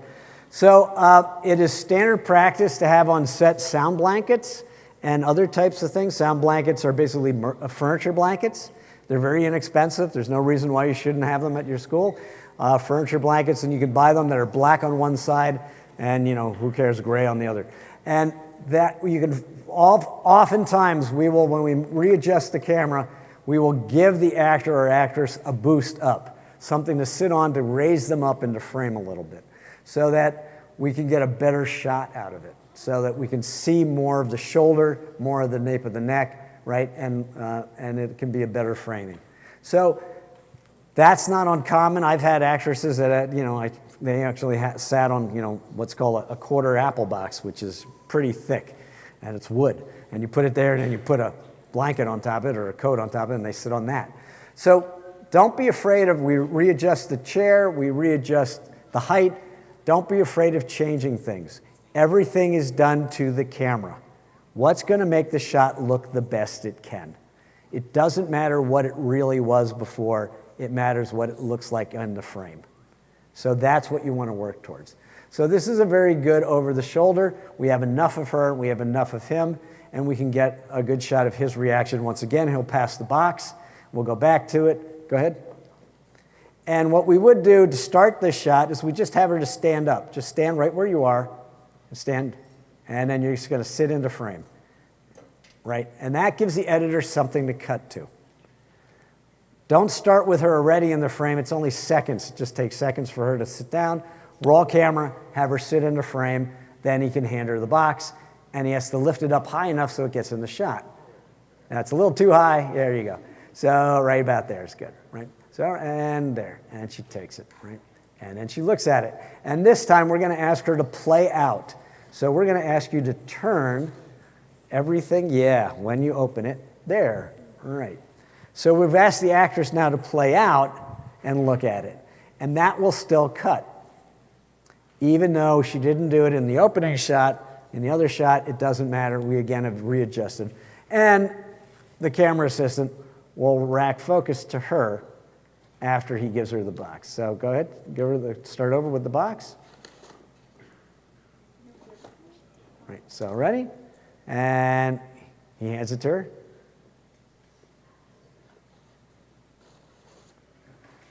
And hold up the glass high enough.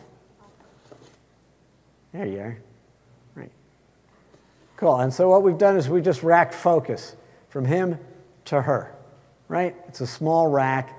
Audience isn't going to notice, but they will notice that she's out of focus while she's looking at the glass. And even though it's his shot, everybody's going to be staring at her. She's in the foreground. She was given something. Right? So the audience is going to look at her whether you want them to or not. So rack focus to her. Then if you want to get his reaction shots, now you can bring the camera over this way. That's good. And we're going to go in and give him what's called a haircut. I've worked so hard. Yeah, I know. No, go in more. Okay, here we go. Okay, and this is called a haircut. So in cinematography, we never frame somebody like this. The eyes are in the center of the frame. Eyes are not in the center of the face. Eyes are in the top third of the face. But eyes are in the center of the head. And if you've ever taken sculpture or anatomy, you know that. So we want to put the eyes in the top third of the frame. We never want to cut the chin. It looks abnormal, and it takes audience out of the scene because it shows them the edge of the frame.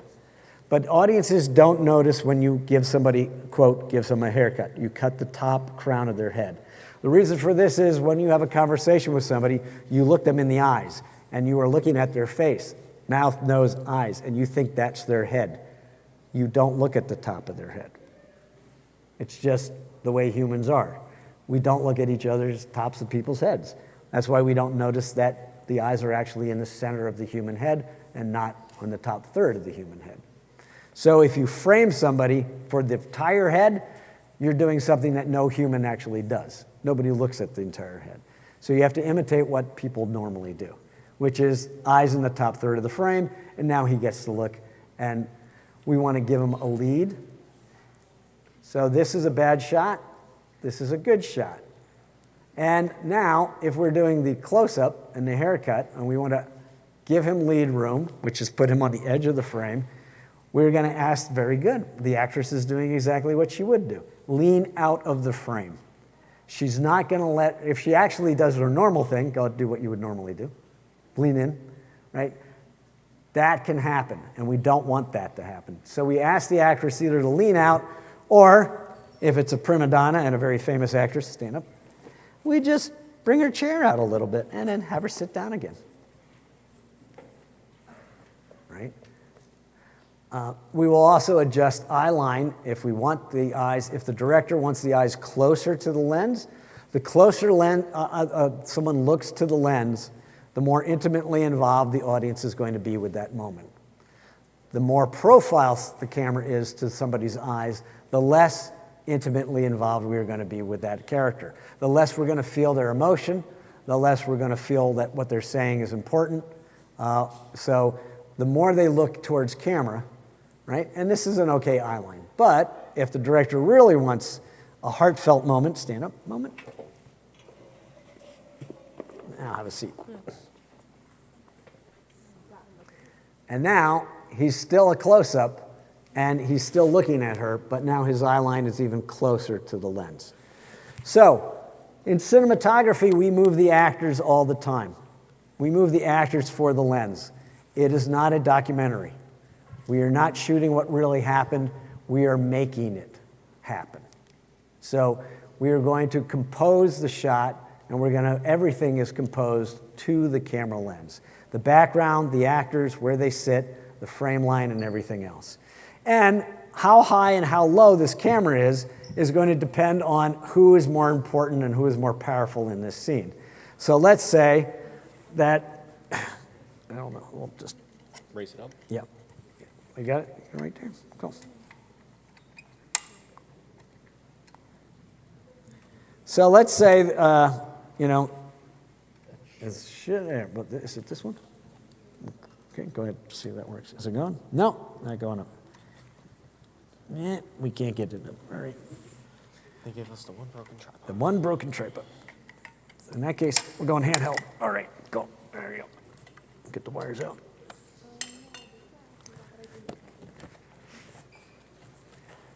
So, if I want to get a shot where he is really pleading with her, please forgive me.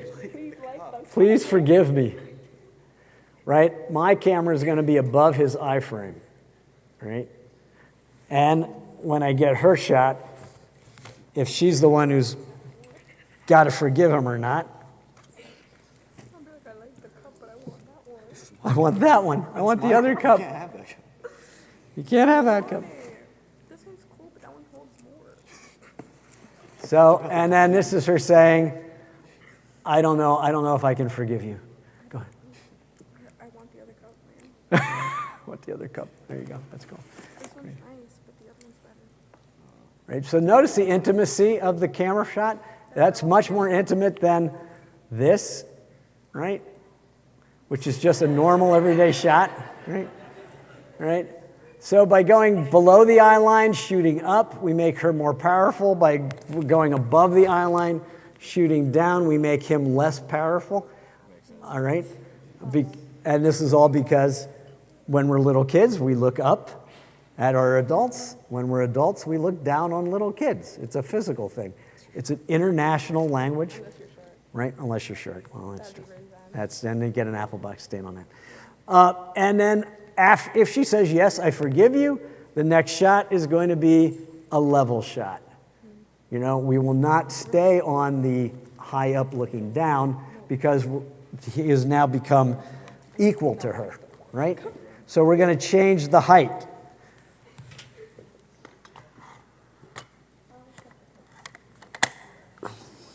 All right. Let's thank our actors.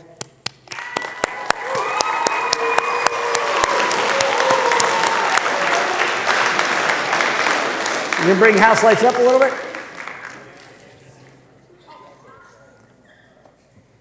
Yes, we got to give him back the sweater. Thank you so much for the sweatshirt.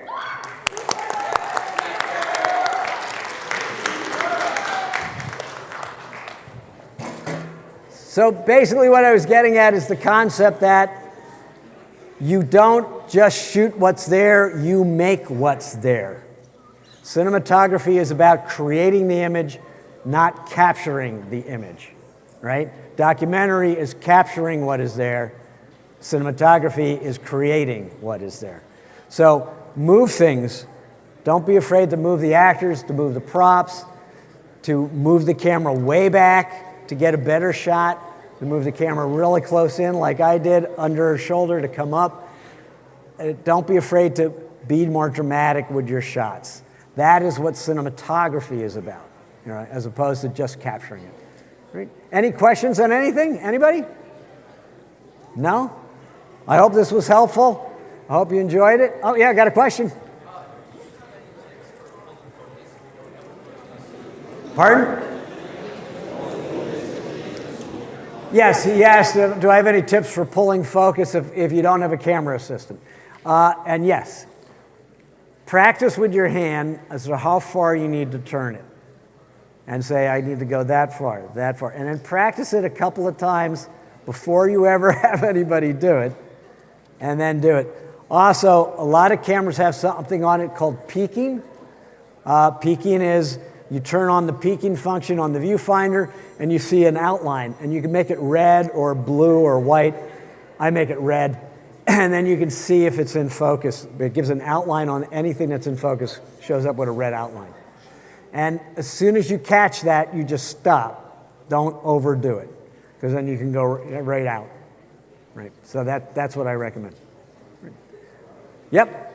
How close is the director of photography and the director? Extremely close. So the director and the director of photography are like partners in this production. I will meet with the director and spend weeks going over the script. We do an entire shot list. You do not go out and make up shots. That's not how the real world works. Time is money. The average set, it costs the producers $1,500 per minute. That's how much money it's costing the producer to have people on set. $1,500 per minute, right? So if you're taking 10 minutes to figure out what that next shot is, you just cost the producer $15,000. That's pretty bad, right? So what I do is I work with the director and we come up with an entire shot list. What shots do we need for absolutely every scene? Only the director can tell me, her cinematographer, what really needs to be in a close-up. What really needs to be, what I don't really care about, this can be a wide shot, right? This, I'll only cover this in a wide too because it's just I'm coming in saying hello and we cut to the restaurant anyway. So, you know, the director has to have a really good vision in their mind as to how this is all going to cut together, right? So that they can sit down with the cinematographer. My job as a cinematographer is to come up with creative shots, to say, but we could do this angle down the bar, and when we could see her come, and then we could reveal the other person. I can come up with that kind of stuff. And the director, he or she can say, that's a great idea. I love that idea. Gary Donnell, who's a great director, he said his secret to directing is he always hires people that know a lot more than he does.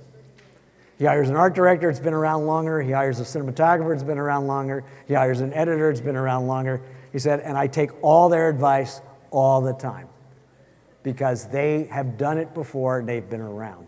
So film is a collaborative art. It is not my way or the highway. Too many people think director is dictator. It is not. In the real world, the director is the crew chief, yes, the artistic vision behind the project, who is taking the advice of all the other artists who are all working to help that director make that vision come true, right?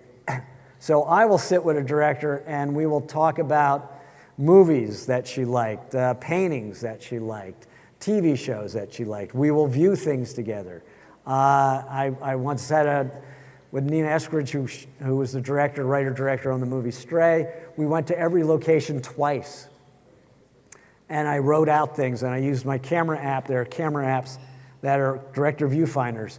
And I would say, how about this? How about this? How about if we do this kind of a shot and we move like that? I said, oh, that's good. I like that, right?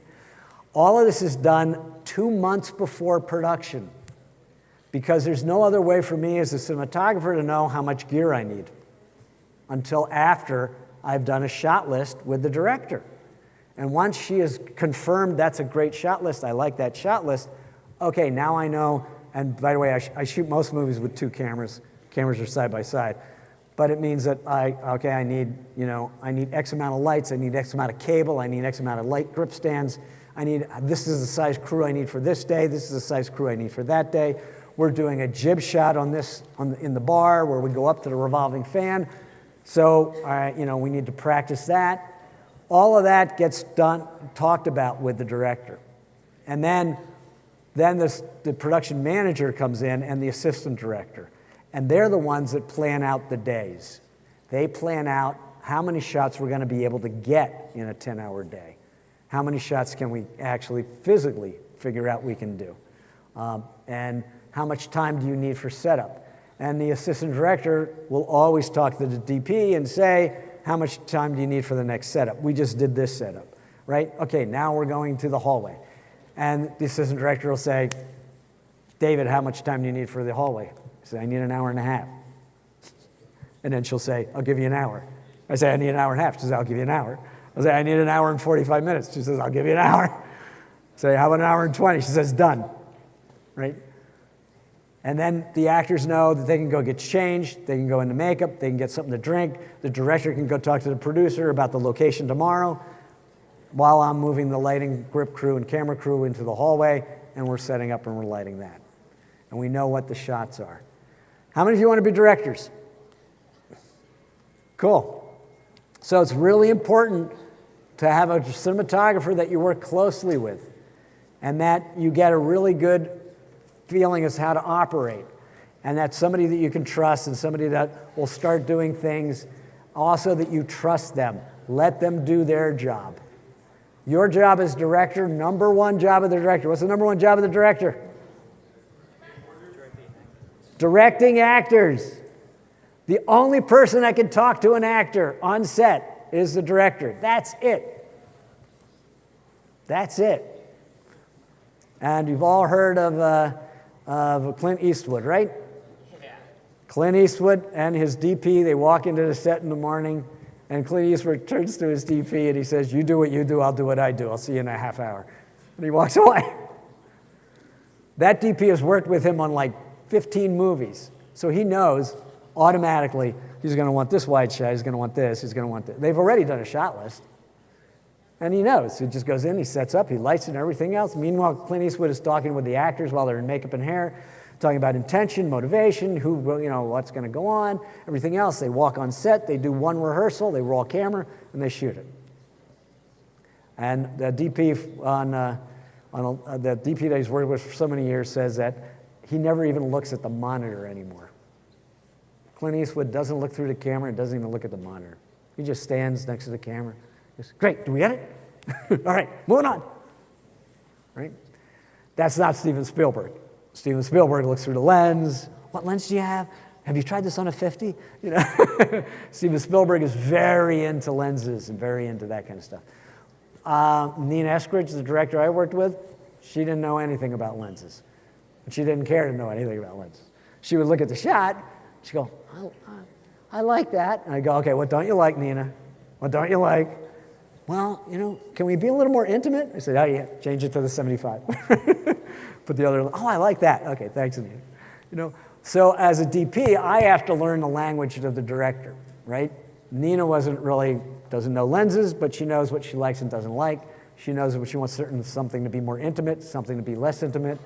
Is that a little too close? Okay, yep, okay. Let's change it to 35 millimeter. Let's move the camera back, right? So a lot of it is I'm trying to please the director, but I'm also showing the director different ideas than she may have had, right? You know, she didn't envision in her head right away. Any other questions? Yes?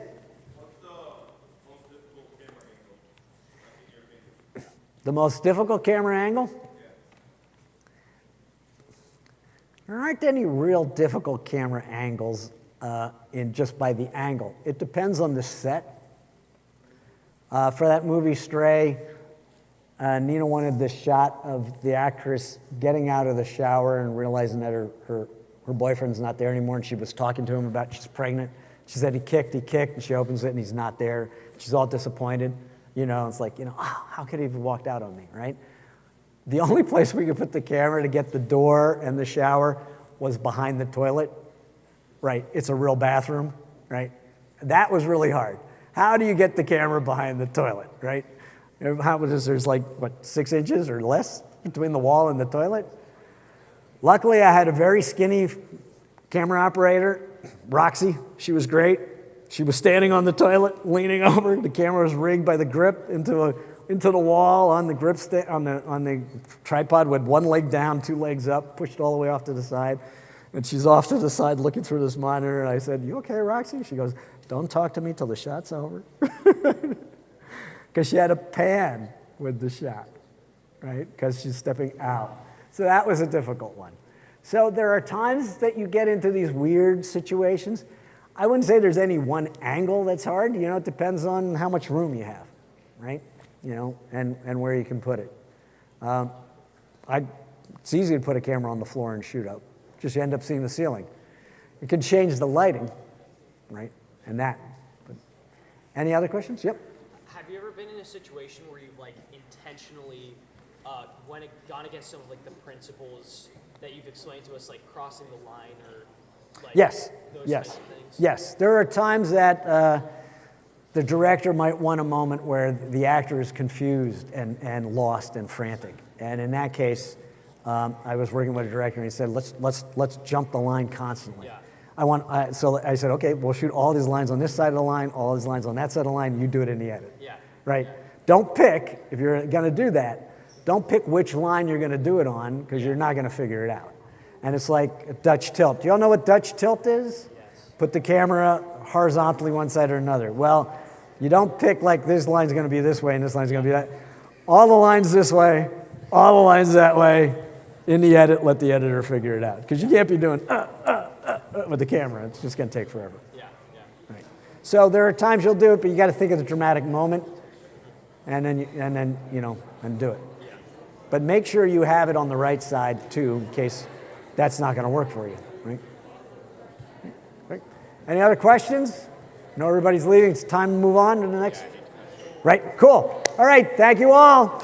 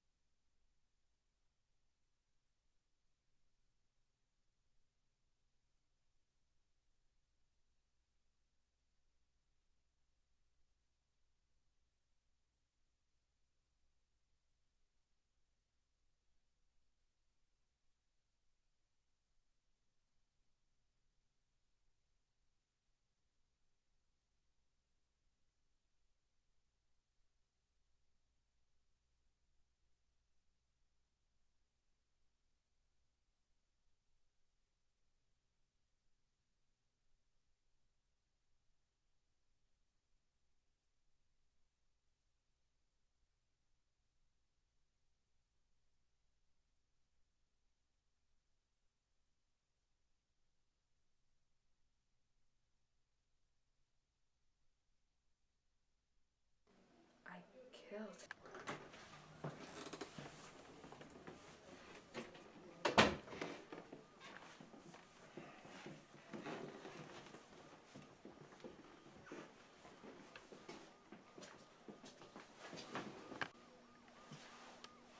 Anything downstairs? Nothing but old junk in a box we can't open. The daughter was there either. Anyone gone upstairs yet? Not yet. Get some officers, go check the bathrooms in the parents' room. I go to the daughter's room, see if there's anything up there. Copy.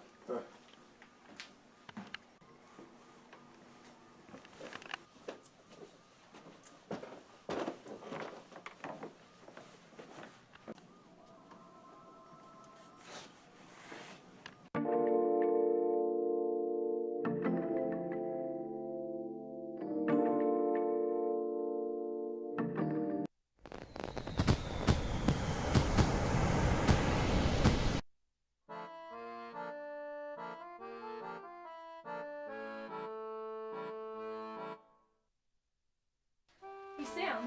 Do you know what day it is? Tuesday. Sure.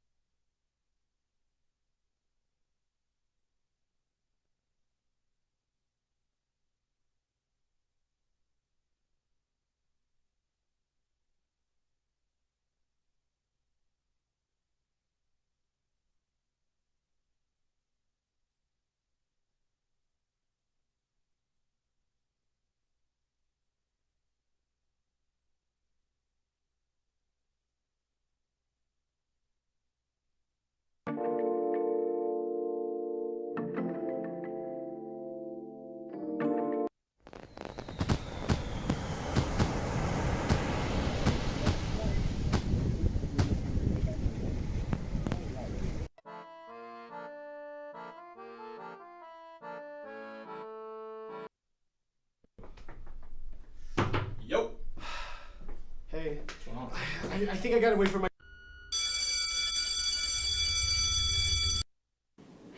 College is the most important decision. Dear Noel. I know it's been a while. It's hard to not know. Dear Noel. I know it's been a while. It's hard to not know. Hello? Hey, Sammy.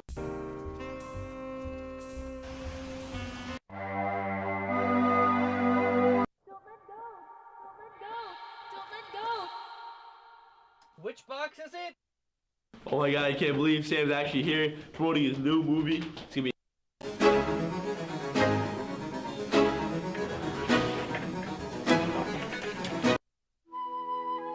Sam was just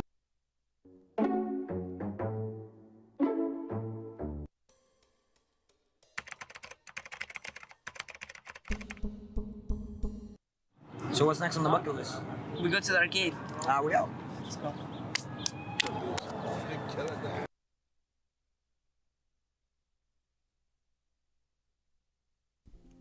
Painting has always been my passion since I could last remember.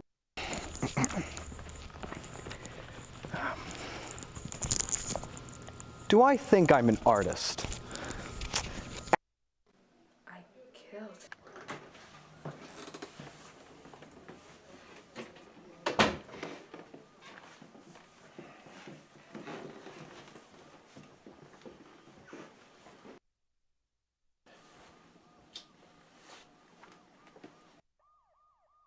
May 18th, 2003. Dear Diary.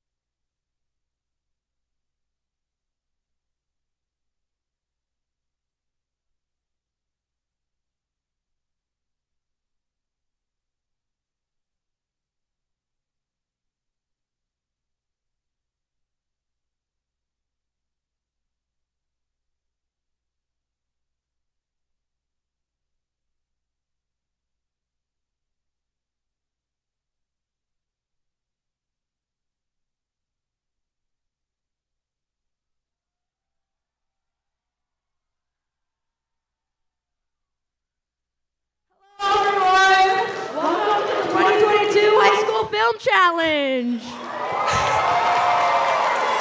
It's so great to have everyone in person again for the Film Challenge, and we hope everyone learned something from their workshops. It's so great to not only get everyone together, students that share the same passions, but also to learn from industry professionals working in the field. So now we're going to show the judges' top 20 film picks. We had close to 70 entries, so if your film does not appear here, please do not take it as a loss. All of the films were great. Okay, maybe not all of them, but I'd say almost all of them. All right, well, maybe like 80%, like 75, I don't know. 80, close to that. I know.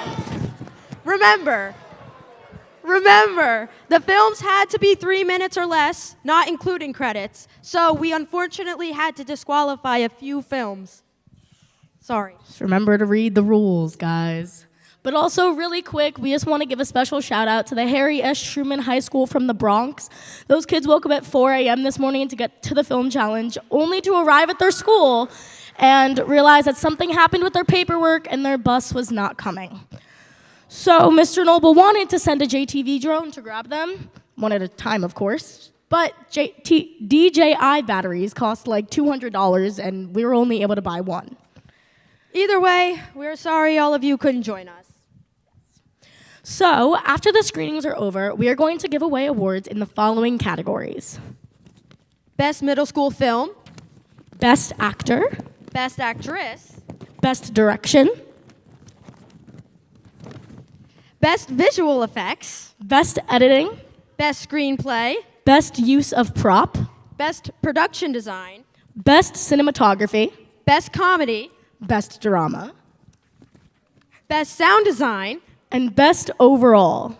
Now, here are the judges' top 20.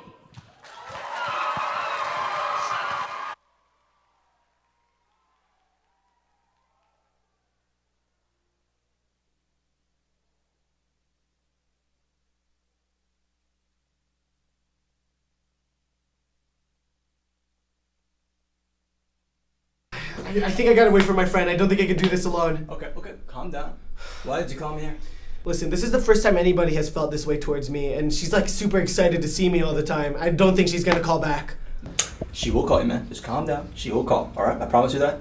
She will call you. I don't know, man. It's just gonna be like nothing I envisioned, and next thing you know, it's gonna rain down hell.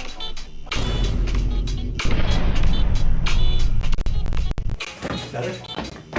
Yes, sir. Alright, guys. Hello? Yeah, you already know I'm doing good.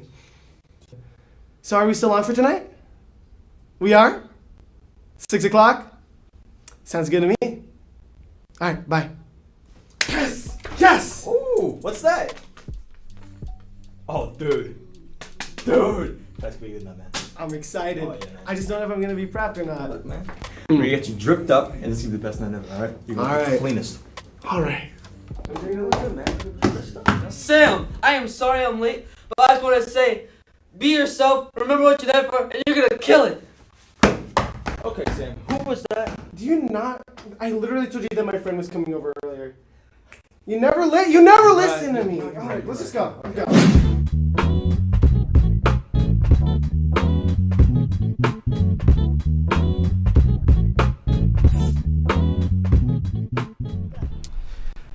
I just don't know if I'm really like cut out for this kind of stuff, man. The more you doubt yourself, this isn't gonna happen, okay? This is your chance to shine like a star in the night sky. It's my first one, like I just don't know if I could. Trust me, I get first ones. Right here, if you mess this up, it won't be a first one. Right here is your chance. I don't. Listen to me, man. Got it. Alright. Go. Alright, Go on, alright, go. alright.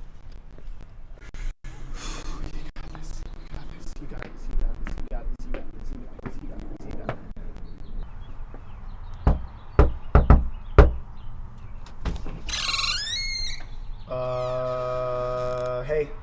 Hey. Yeah, I appreciate you doing this for me, honestly. Hey, thanks. Means a lot. Talk to you soon.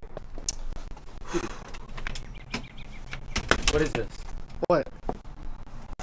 The winky face is a literal cat? I consider it a job well done, personally. You're insane. Is that what I meant by the cat emoji? The winky face? I thought it was pretty obvious to begin with. What is wrong with you? What? We prepped all that time for this. It's a pretty big deal on my end. I'm not gonna be lonely anymore. Yeah, whatever, man. You're weird.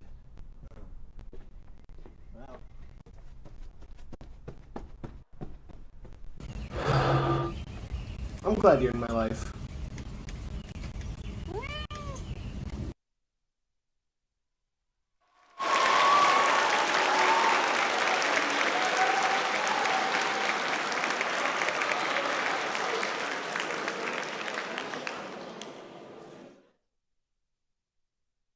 Dear Noel, I know it's been a while. It's hard to not notice that I don't get to mess around with you in the library during fifth. you're always in here, Sam. Hey, check out this drawing.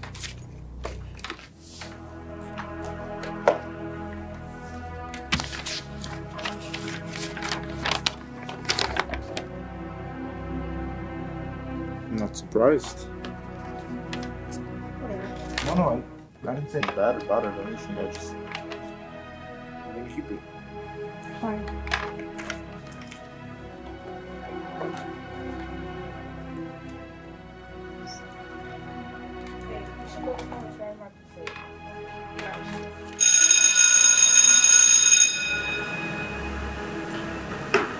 Oh, so you're here now?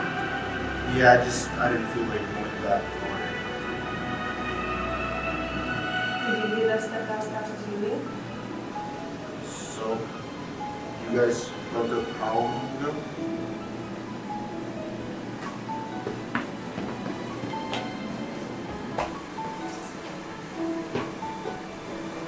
I never understood what you saw in that girl. She wasn't right for you.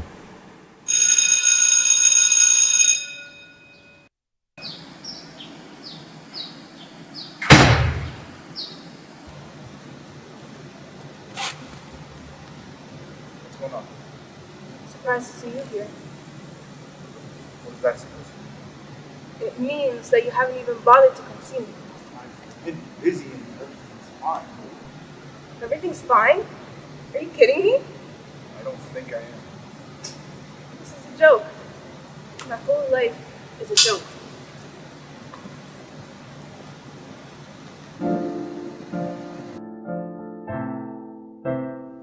I thought that someday we'd be able to sit back and reminisce, that you'd be sitting here next to me, that you'd be walking down these hallways with me till the summertime, and there's sweat dripping down our backs, and the constant inconvenience that is the lack of AC in our school.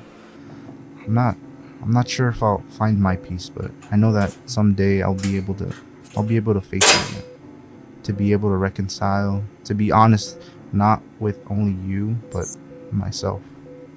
I wish I had a chance to understand. I hope that I'm not the one to blame. I hope that you found your own peace. Love, hopefully, Sam.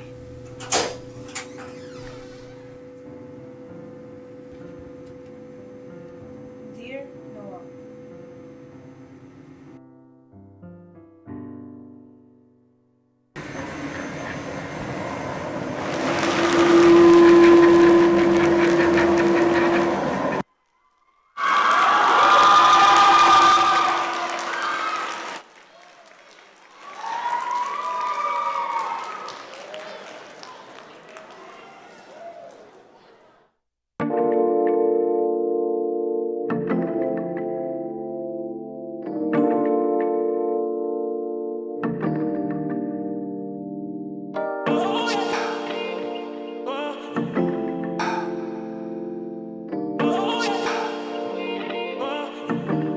Here, Sam. We need to do better.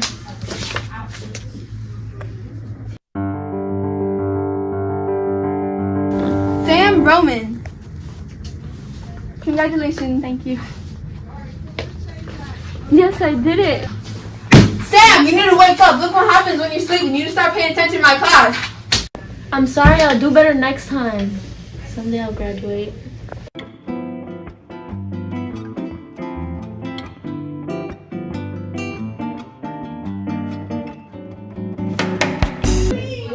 Good job, Sam. This is what I like to see. I tell you have to work harder.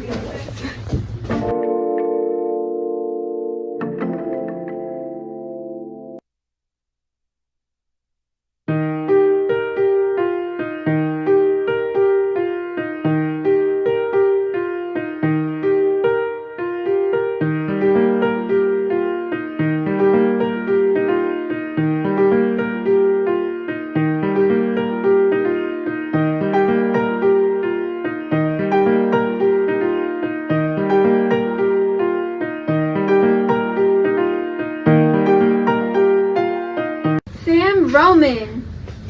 Congratulations. Thank you.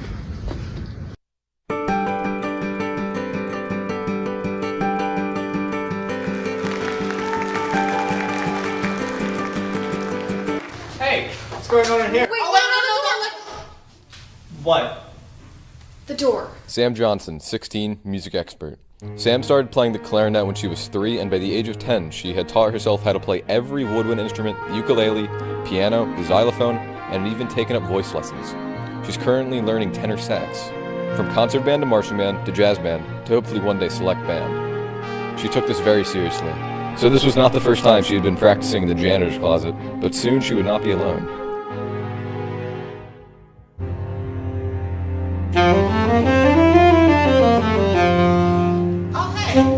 Rasheem Bryant, 17, best all around. Best dressed, best grades, homecoming king, Mr. Kingsway. Leading the musical, you name it, he probably had it. Rasheem hoped to attend Harvard the following fall, so like any future Harvard student would, he checked out Charles Darwin on The Origin of Species, and found a quiet place to study in the closet.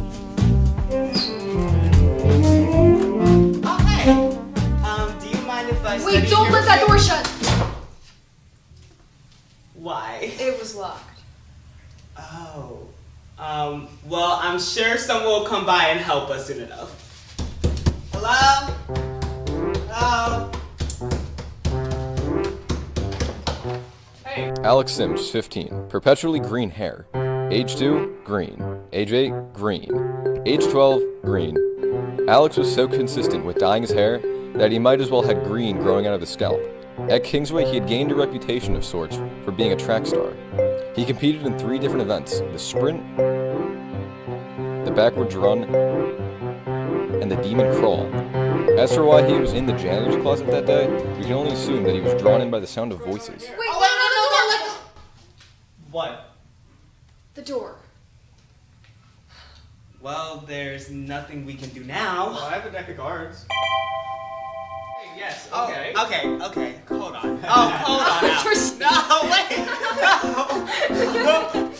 Oh my god. We should do this again someday, seriously. I think we should too, yeah. This is fun. What do you think you guys... Wait, the door!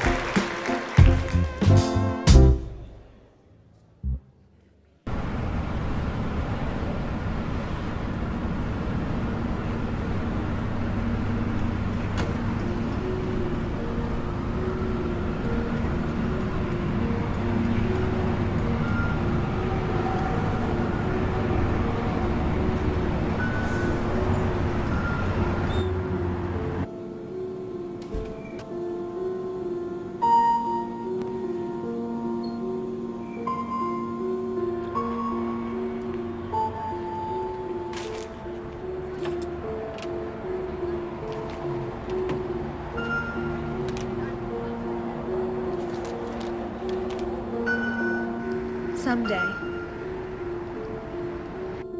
It started and ended with a word. Maybe things would have been different.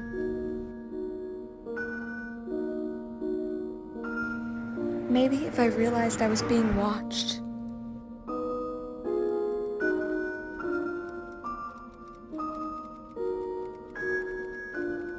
Maybe if I had left my house 5 minutes earlier. But I didn't. I didn't notice his car pull out behind. I didn't realize I was being followed. until it was too late.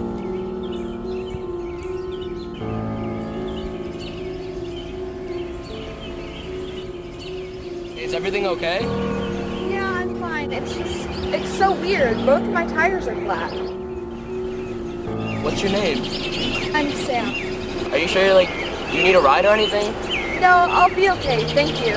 I don't mind it. I mean, you probably don't live far away, right? I live a mile away. I'll be okay. That's no biggie. I could easily drop you off. It won't matter. Are you sure? Yeah, it's all good. Okay. All right.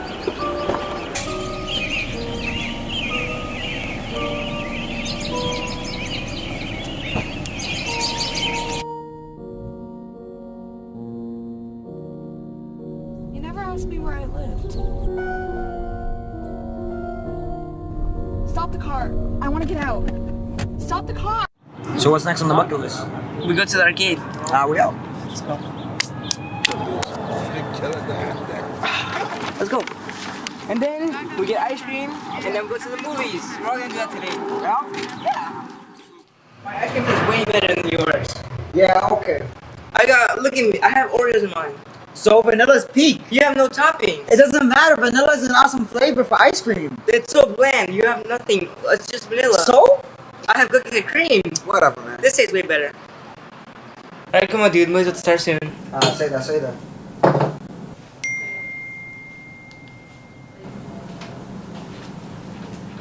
Good afternoon, Sam. How was your week? My week was so awesome. John and I. You and John? Yeah, we went to watch a movie. Sam. We went to an arcade. Sam. We went to get ice cream, and it was Sam, so much stop. fun. And then we were arguing. Sam, I'm sorry, but you're doing it again. What are you talking about? Imagining that John is alive. You've done this for the past 2 months, ever since he's passed. What are you talking about? We were hanging out just now. We went to the movies. You guys never made it to the movies. You guys got ice cream, and then John wasn't paying attention to the streetlights, and he got hit by a car, and you were there. And ever since then, you've been having these episodes and thinking that John is still alive. Stay here while I talk to your mother.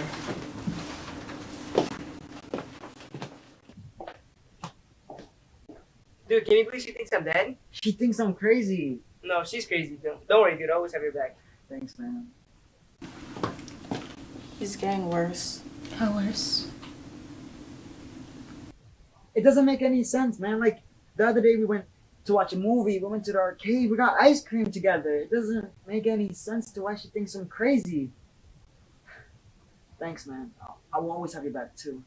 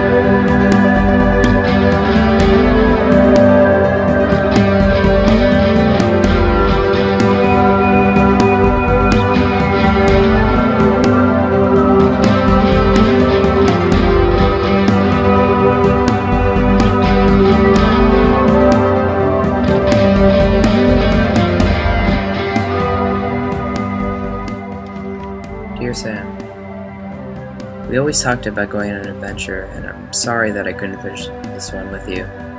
Your brother, Pete, aka Frodo.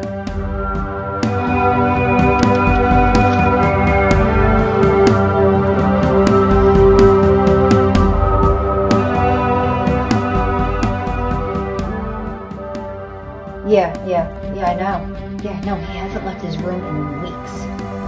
I've just been leaving food by his door, hoping that he would eat something. I'm getting very nervous. Yeah.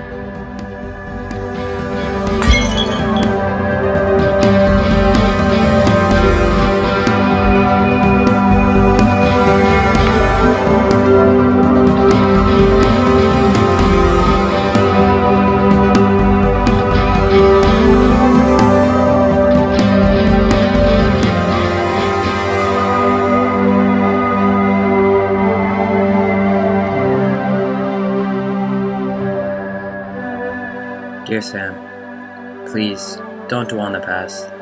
All we have to do is decide what to do with the time that is given to us. Someday, you will leave this town behind and learn to use your inner strength to embrace the world around you, living life to the fullest. I will always be with you to guide you on your journey, Sam. Your brother, Pete, aka Frodo.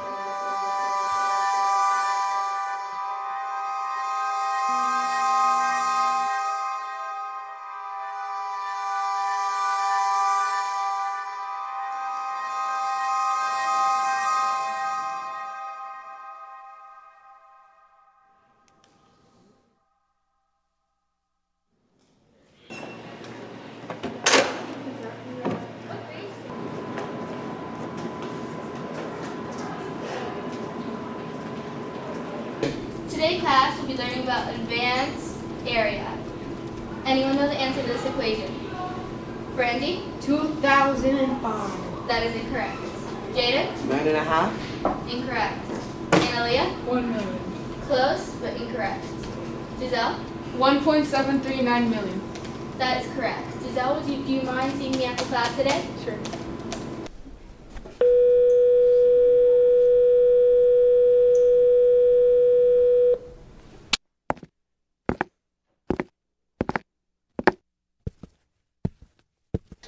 Congratulations, Samantha Rosa, for being top of your class. I see a bright future for you. Are you okay? Yeah, I'm okay. Thank you.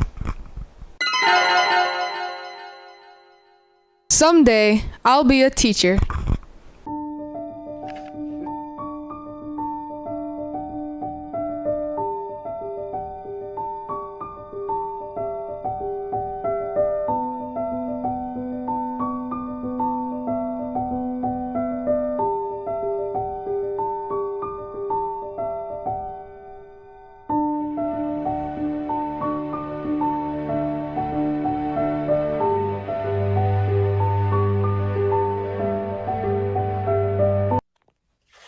Hello? Hey, Sammy. How are you? Friggin', what's up? I've been doing good. You know, real estate just started slow, but I really think I got into the swing of things. How's Atlanta going? Yeah, about that, it's going. You know, I gotta stay for a 5th year, and I thought I'd just take out more loans and be fine. But now I'm already too broke for textbooks, and I'm a junior. I just don't know what I'm going to do. Jordan. I've been doing pretty well. I can send you the money if you need it. Sam! Come on! We have to go take our decision day picture. I don't think I should. You don't have a choice. Come on, Sam. Your parents are really gonna look. Exactly. Ready? Decision day. Decision day! Decision day.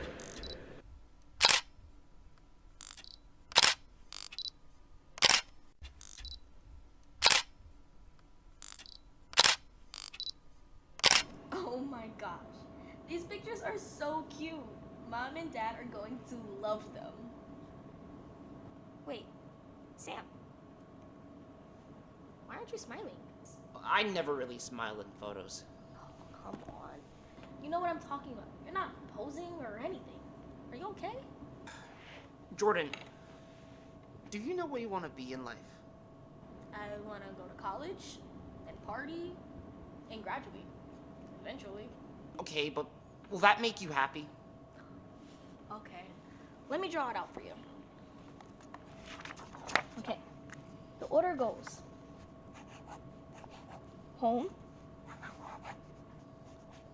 graduate,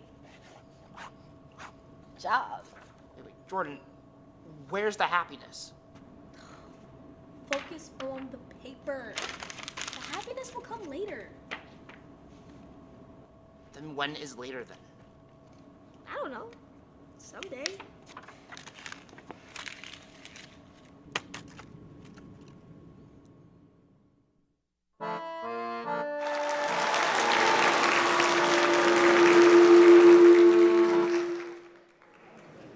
Hey, Sam. Do you know what day it is? Tuesday. Sure.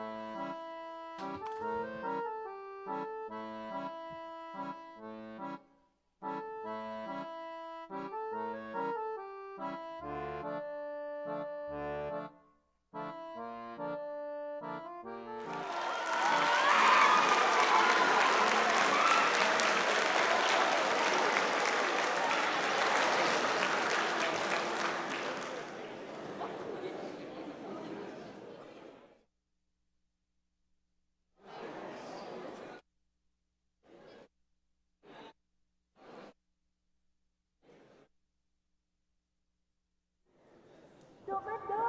Don't let go! Don't let go! Which box is it?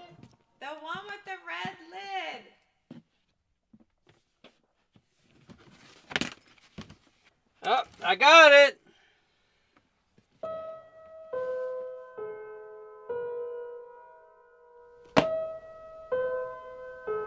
There are some days when I still think back to when we first met. My junior year, May 1st, 1983. You threw a paper airplane at me in Mr. Andrews' English class.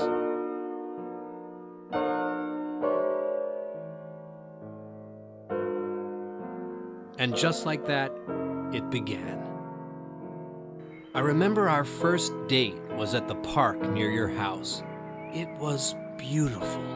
It always happens. When I was with you, it felt like time stood still. Don't let go! Don't let go! What is it? It's a surprise, don't let go. Okay, now you can let go. Oh my god!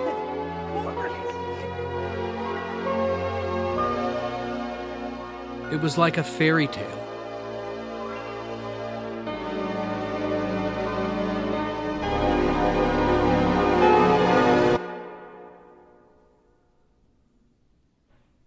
But not every fairy tale ends the way we expect. You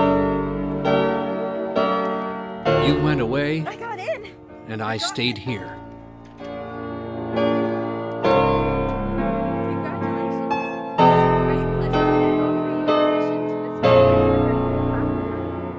Life got in the way of our someday. Honey, you coming down? In a minute.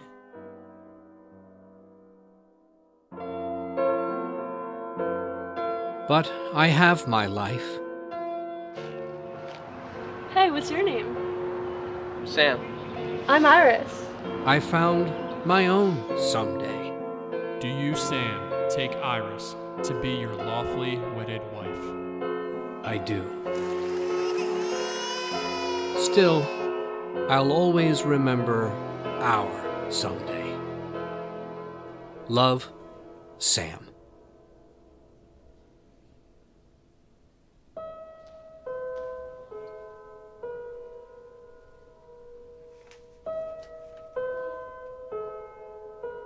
Okay, now you can let go.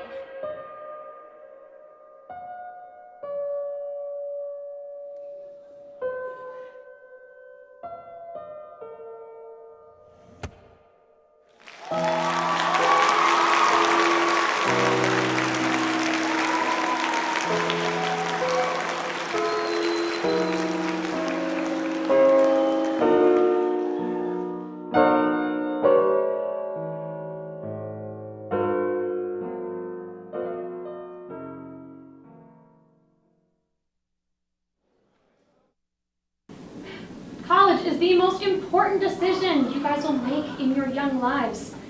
And of course, nobody is here today to talk about this. Thank you for joining us, Sam. take a seat. Not only is your choice of college super important to how the rest of your life is going to go, but the career that you choose and the major you pick in college is going to have a massive impact on that. Does anyone here know what they want to do with the rest of their lives? How they want to contribute to society? Well, lucky for you, there are many different majors that you can do, but be warned. Some of these are better than others. Some will set you up for financial and academic success, while others are just setting you up for disappointment and homelessness, like the arts. Artists have this glorified idea that they're going to chase their dreams and make a difference in the world, and at the end of the day, they end up doing nothing. It's all just a waste of time.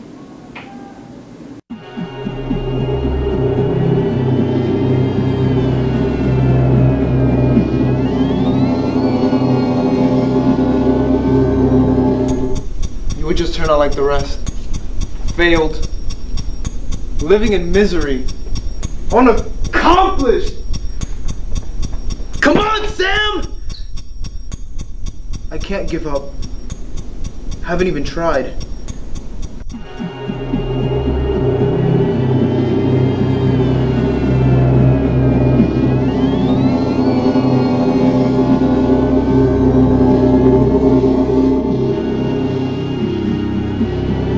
But I have to try. I will try. I will succeed.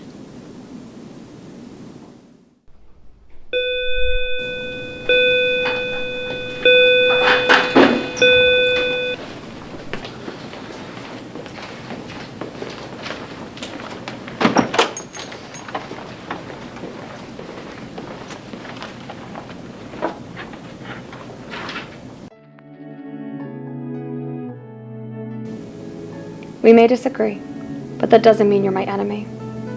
I want you to understand that maybe an art career won't pay my bills, but it will make me happy.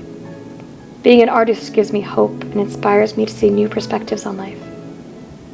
Maybe someday you'll see the value in what I do. Sam.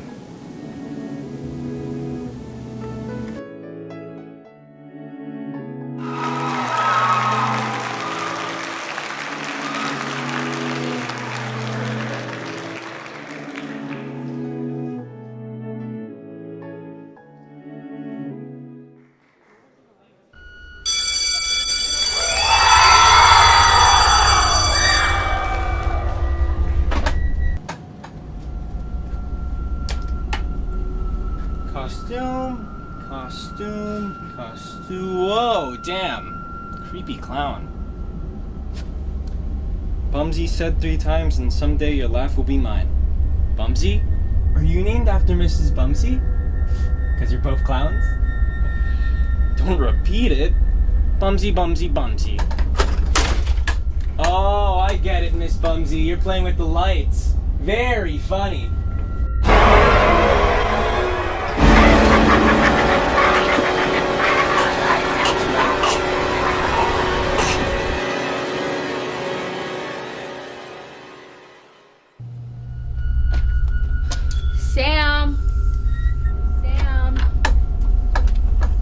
Sam!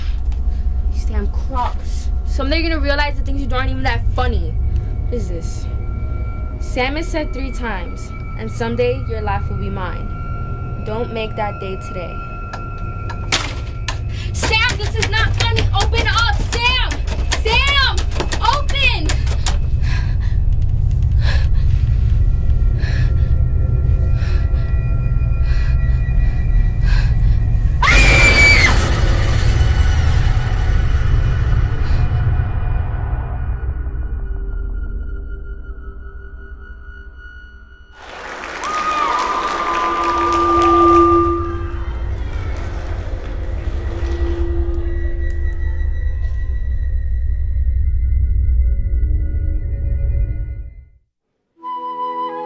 Sam was just living a normal life, but then he turned into a snake.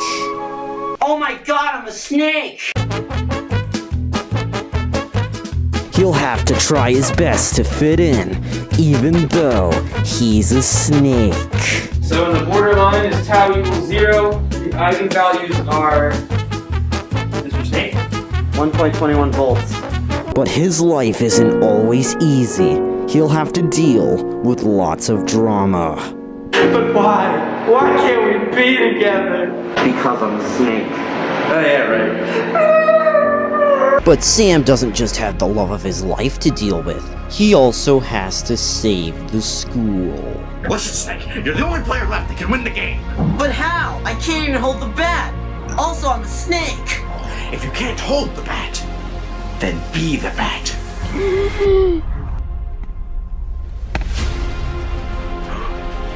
Get it.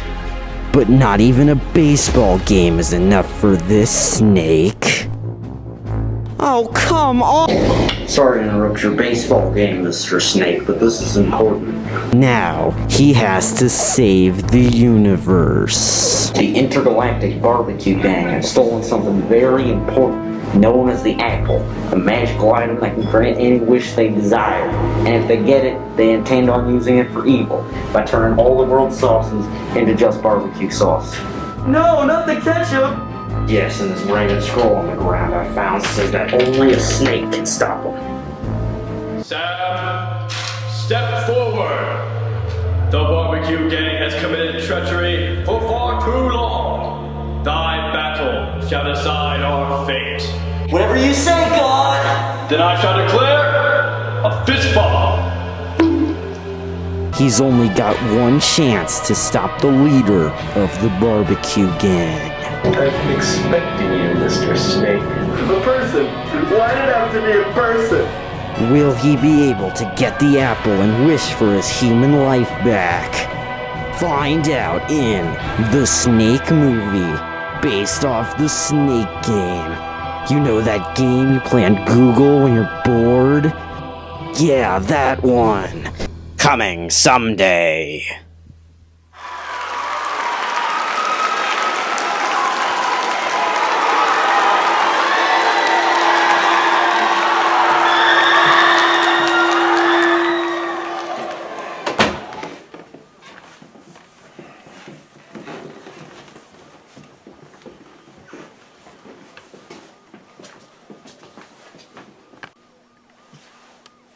Anything downstairs?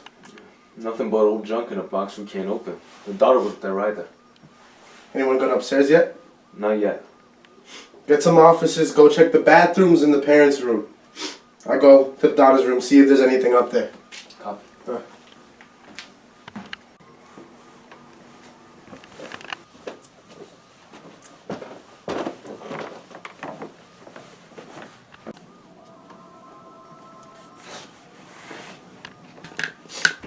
Well, let's see if there's something of use in there.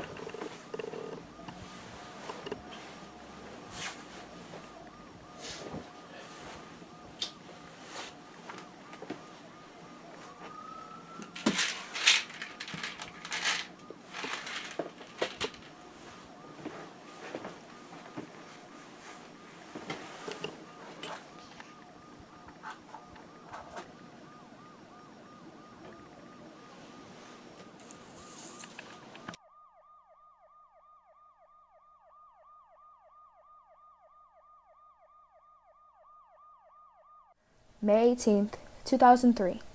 Dear Diary, Mom and I finally moved into our new house. Apparently she got it for cheap from one of Dad's relatives. I doubt it. A house in this condition should go for way more than whatever my mom offered for it. Some days we didn't even have enough money for food in our old apartment after Dad died. Sam, how was school today? Looks like he's still helping us even in spirit. June 28th, 2004. Dear Diary, some days Mom hits me. Sometimes she just yells. Some days it's silent. Some days it's screaming. Some days it's right next to me. Some days it's right there. Sometimes it's right in front of me. July 1st, 2004. Dear Diary, Mother is asleep. I put her to sleep. I will sleep too once it's finished. I can make it stop. No more noises, no more voices, no more beatings, no more screaming, no more. Some days, I wish I did this earlier. I killed my mother. Pussy. And this is why, Charlie, you don't kill your mom. Good luck, Charlie. Yo. You said what? Anyway. Pesos. Okay.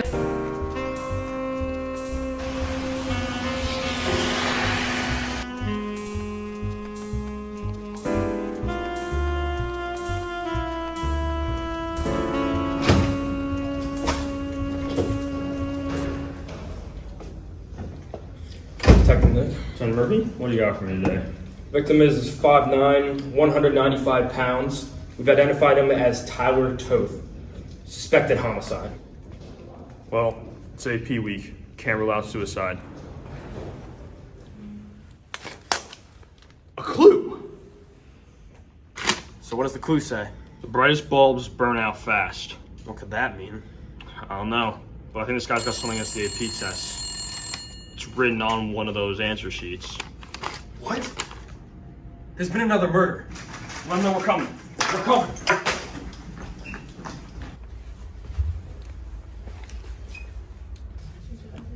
Blunt force trauma to the head. Whoever the killer is, he's got no mercy. Well, we can definitely rule out suicide now.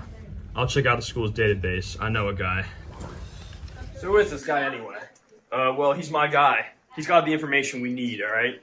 But he doesn't like many visitors, so go to the auditorium or something. Whatever you say, Mom.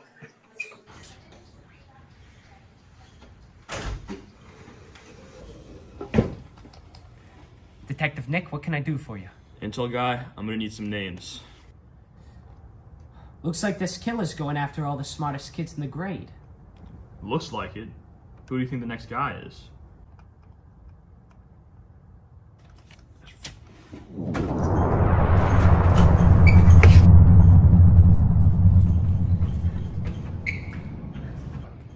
Stop! Sam, the dumbest kid in the class? The AP system is corrupt, and you know it too. You were trying to kill the kids with the highest GPA to get a better curve on the damn test? Not just for me, Detective.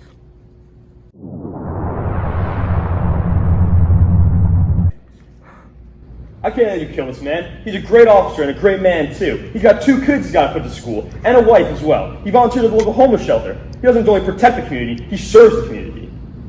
So I could kill your friend here, or the bell curve could kill you.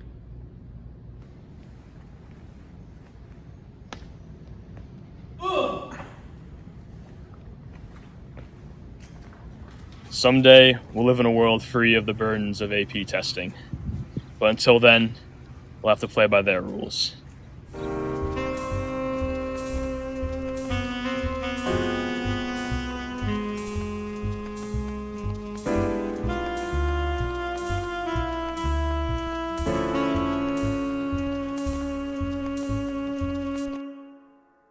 Oh my god, I can't believe Sam's actually here promoting his new movie. It's gonna be a hit. Oh my god, he's actually here, he's actually here! Sam, can you say something for my son? It's his birthday today. Oh, hey man, happy birthday. Sam, you're an inspiration to millions. Who's your inspiration? Here, come walk No with problem. me. I'll tell you.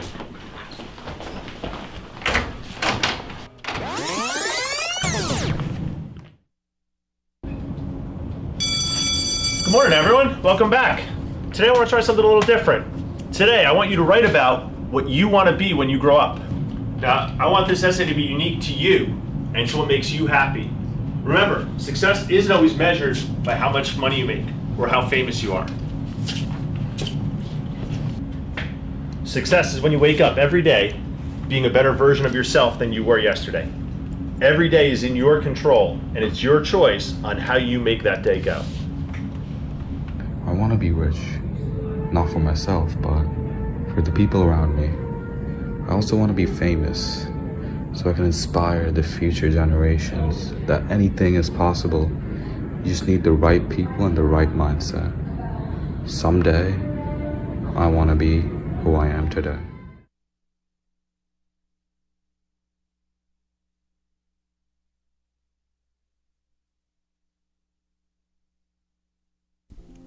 Painting has always been my passion since I could last remember. It's my only escape from reality and the only time I can truly connect with myself. I've been stressing lately knowing I have one of the biggest art festival competitions tomorrow. This piece has to be the most stressful artwork I have done in a while. I hope it comes out exactly how I imagine it. Our room is Lopez. Yes, I have her. Okay, I'll send her down right now. Sam, you're going home. I'm going. My dad never really understood my passion to be an artist. He thinks it's dumb that someone would sit there for 8 hours painting a canvas. Someday he would understand. It's about time. I don't know why you keep spending all your after school time on that sort of stuff. Dad, my competition is tomorrow. What do those canvases even get you? Peace, Dad. Peace from having to hear you complain about the family legacy you got going on.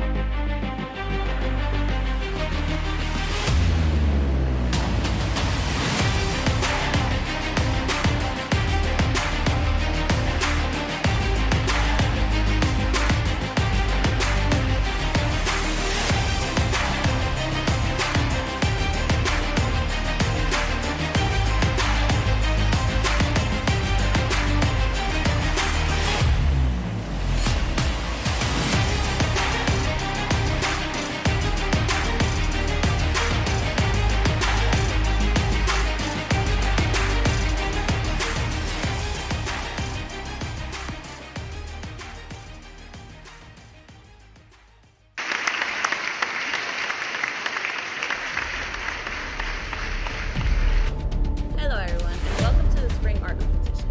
Today we have 3 contestants for the lucky prize. Hold on, the TV was missing. And now we give the judges a few seconds to put their votes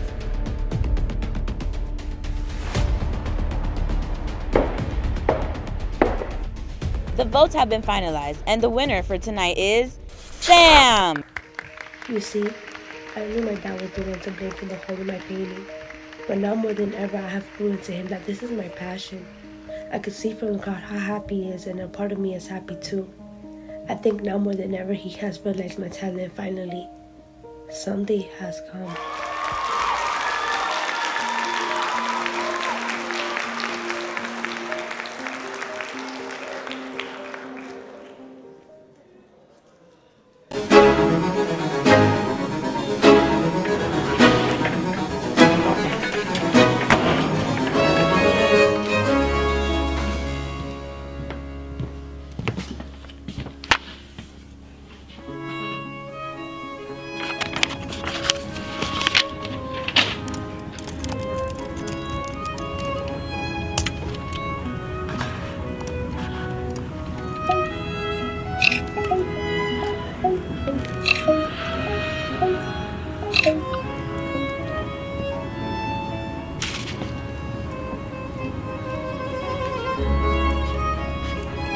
Hey Sam, when are you gonna start the project?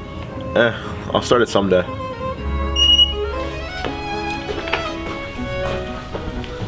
Yo, Sam, wait up. You know, I spent 10 hours on the project last night, and I'm not even halfway through. You finished? Nah, I haven't. I'll start it someday. Did you finish the project yet? No, I haven't started the project yet. Please leave me alone.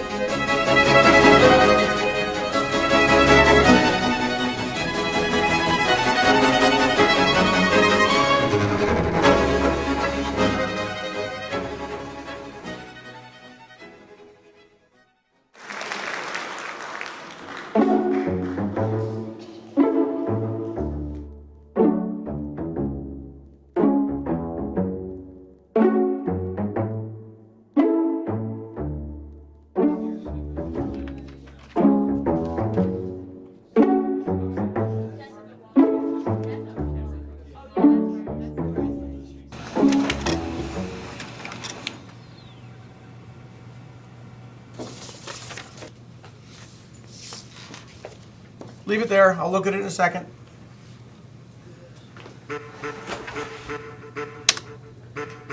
That's gonna be you someday? Plan on it. Got a long way to go, but someday I'll make it on the big screen. This will never make it on the big screen. You're gonna have to start over or hope for a miracle. Text the guys, meet me in the production room. We're making this work.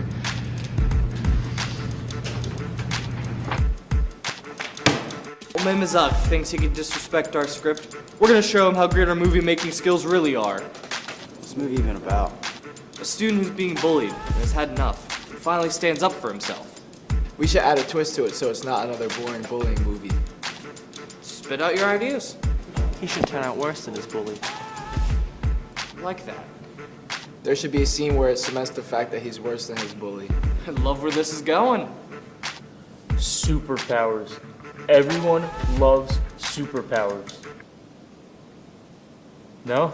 Okay. We're all gonna need jobs. I'll be the director. I'll be the cameraman. Doug, you do the graphics. I can edit. I'll produce it. We'll be the talent. Great, we'll start tomorrow. What are my lines again?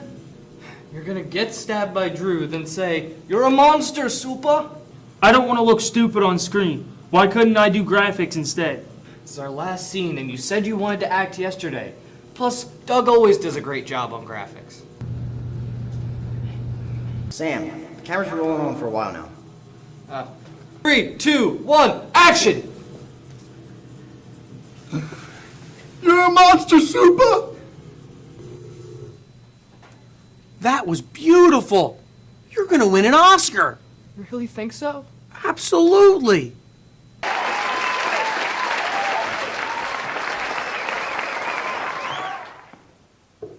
And the award goes to Sam's Monster Supa! Yeah!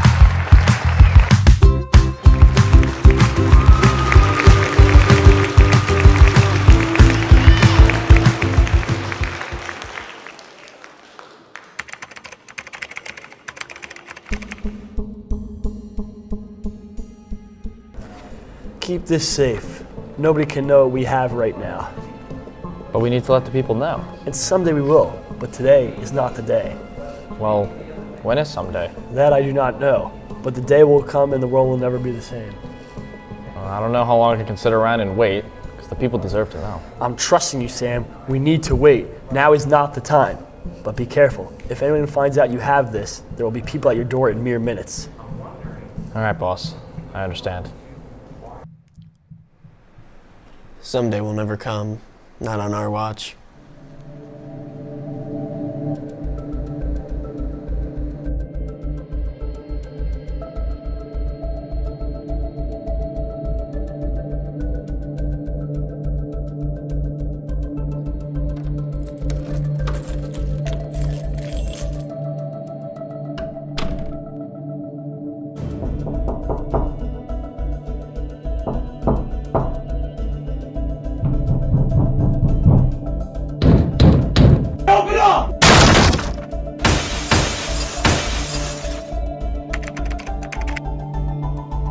People of the United States, the government promised you one day that you'll know the truth. And that someday will be today.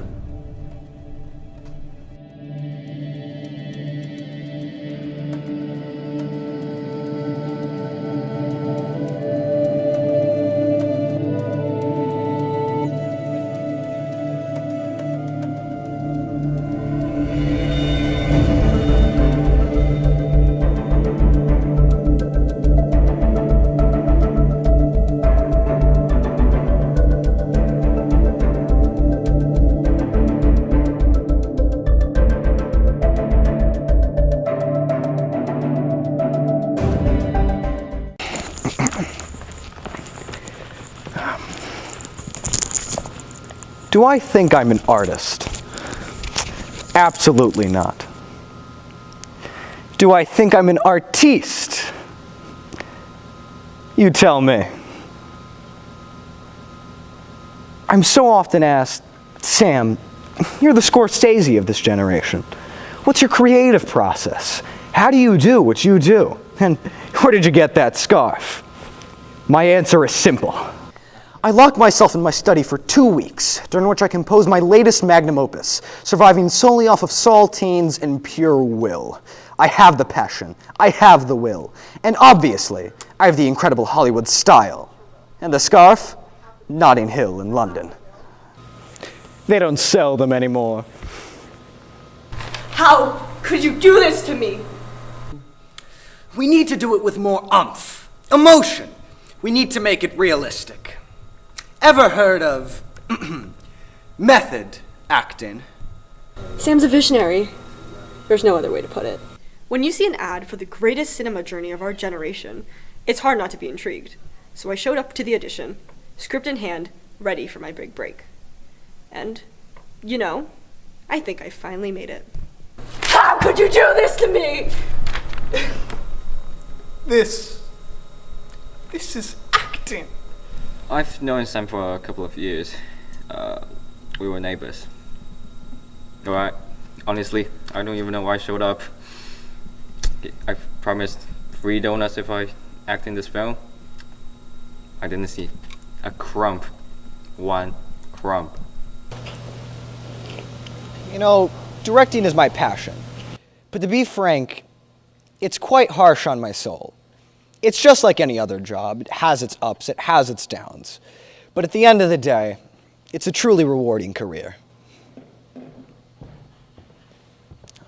Thank you. This is lukewarm.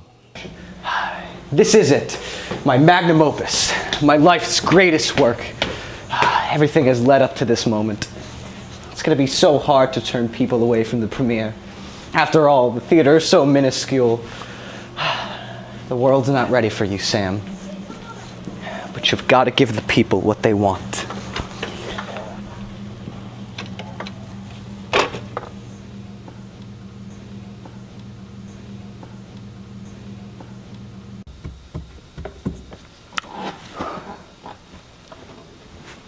Someday.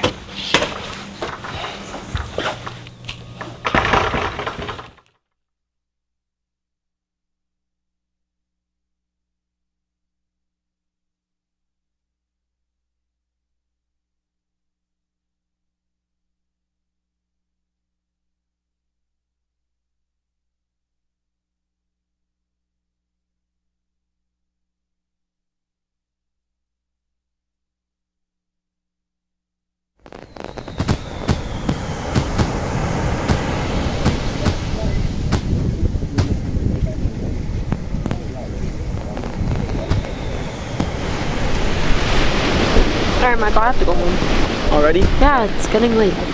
Alright, text me when you get home. Yeah, I will. Pinky promise.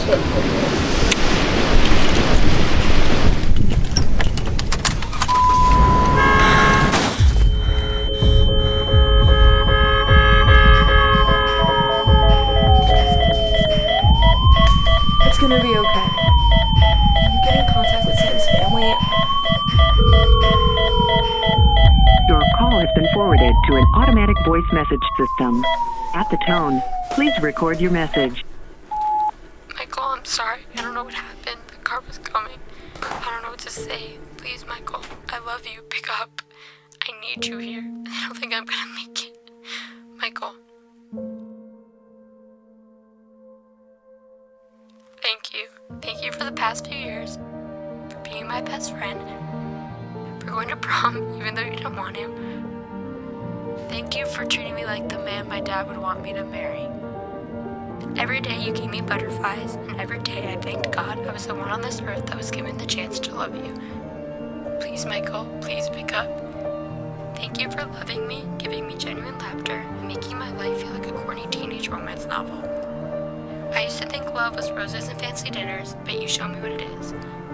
Knowing my Carvel order by heart, driving with one hand on the wheel and the other in mine, it's going on adventures, making fun of each other, stupid fights but making up right after, falling deeper in love with you and myself every day. It's not like the movies. won't change. Your love is endless, unconditional. Stay leading with your heart. Fall in love again and don't let go. Never go to sleep mad. Have trust and pinky promises. Be under soft blankets and say I love you. Buy the small house our 18-year-old selves dreamed of when we sat on the beach. Make the house a home filled with laughter. With little hands that wrap around yours, little feet that run to you. Family Sunday mornings, movie nights and basketball games we always dreamed of cheering at. Cherish it, all of it. Hold her, Michael, because I would do anything for you to be holding me right now. My ending will always stay the same, but this isn't yours. Please come here and tell me I'm gonna be okay. Please, just never forget me. You showed me a glimpse of heaven, and I hate how this is how we have to say goodbye. Thank you, Michael, for everything. I love you.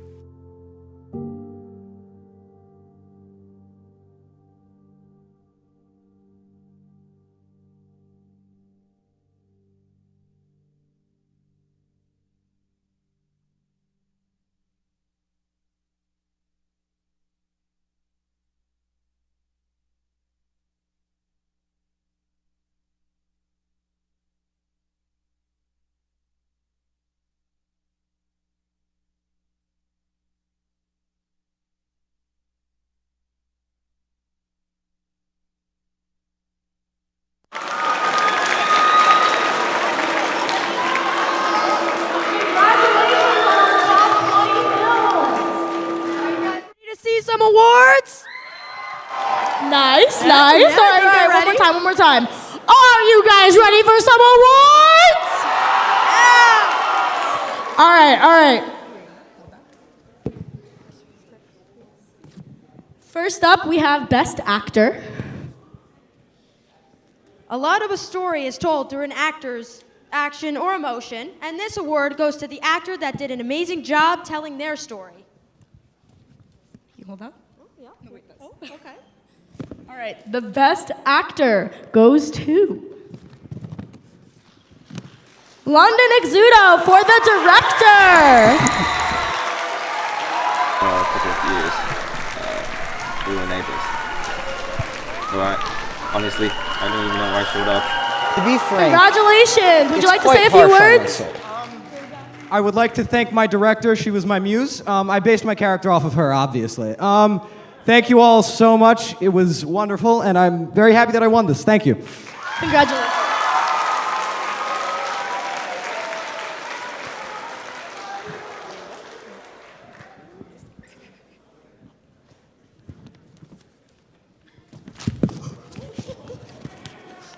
Next up, we have the award for the Best Actress.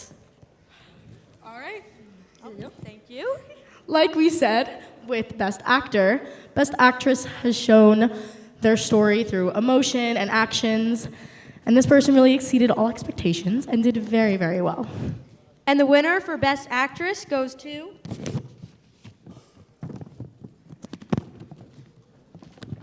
from Franklin High School, Tony Reddick Canty from Decision Day.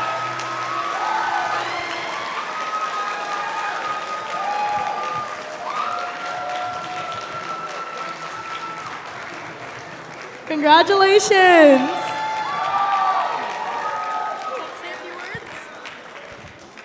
I just want to thank Speedy, Mike, Anna, Mr. P, Mr. Downer, and the whole crew of One TV. Love you guys.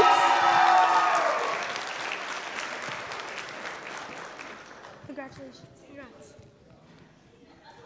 All right, our next award is Best Visual Effects. Visual effects are so cool, and they make your film really stand out. All right. The Best Visual Effects award goes to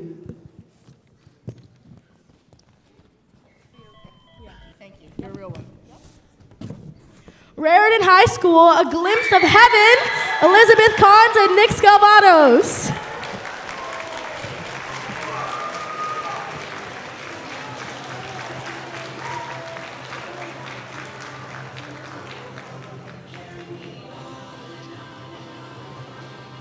Congratulations.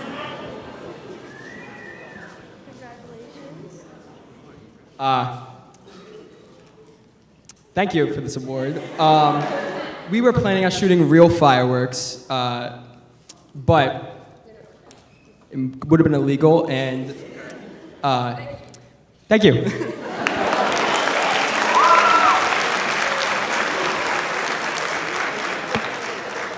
All right. Next up, we have Best Editing. Editing is such an important factor of a good short film, and this film really excelled in it. All right, and the winner is Raritan High School, Glimpse of Heaven, Elizabeth Kahns and Nick Scalvanos.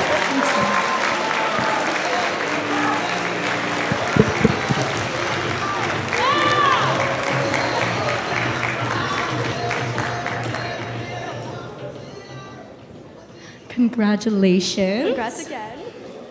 You'd like to say more words, or are you good? All right, thank you again.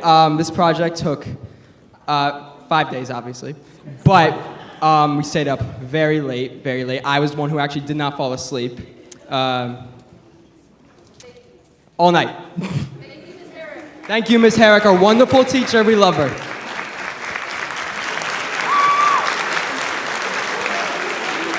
And next up, we have Best Screenplay. Best Screenplay goes to the film with overall really smart and meaningful shots and direction. All of the shots had a purpose that really strengthened the story being told. And the Best Screenplay award goes to Not in the Cards, Sophia Jones. Unfortunately, it looks like Sophia Jones can't be here with us today, so but congratulations, Sophia. All right, and next up, we have the best use of prop, and as we all know, the prop this year was a bag of chips. Sorry? No, I'm kidding. Oh, okay. It was a sheet of paper. It was a sheet of paper, but it's okay. A lot of films use this prop in really fun and creative ways, but this particular film used this prop really well. And the best prop award goes to Someday Sam, Frank Horrell. Well, maybe he's with the last winner, but yeah. Maybe they're hanging out. Yeah, It's okay. He couldn't make it today either. Well, congratulations. Congratulations once again. Next up, we have the award for Best Production Design. This award goes out to the film group that had a really outstanding set, and it really stood out to us. And the award of the Best Production Design goes to Someday, Ava Jordan. No?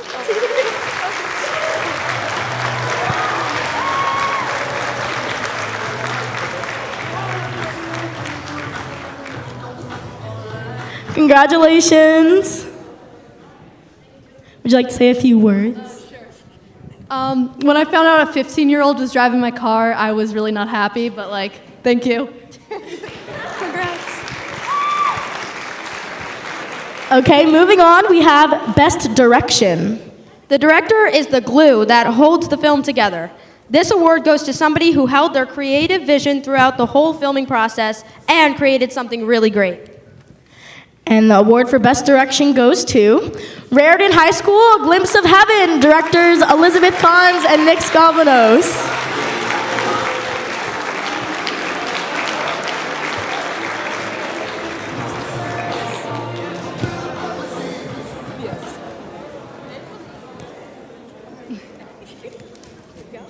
Okay, I'm going to talk really fast. I want to thank Ms. Herrick, our film teacher, and our 5-day group. It was the best group ever. We had really, really long nights. Michael Pereira and Nick, they were the glue that held me together. And that's it. Thank you. Congrats. All right, congratulations. And next up, we have the award for Best Cinematography.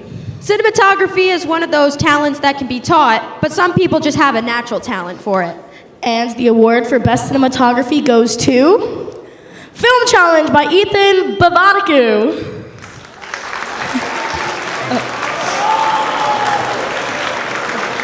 All right, well, it seems that he's not here, but congratulations.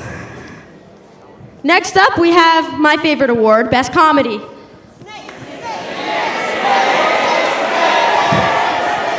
Everybody loves a bit of comedy, and this film got the judges literally laughing out loud. All right, and the winner for Best Comedy goes to Snake Movie, Aiden Prince.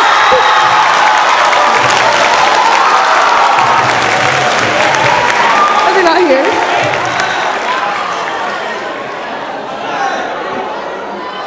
All right, I'm assuming they're not here. Is this a joke? It's a little prank. All right. All right, well, congratulations. Seems to be a fan favorite. Next up, we have the award for Best Drama. This award goes to the film that had everyone on the edge of their seat or crying on the inside.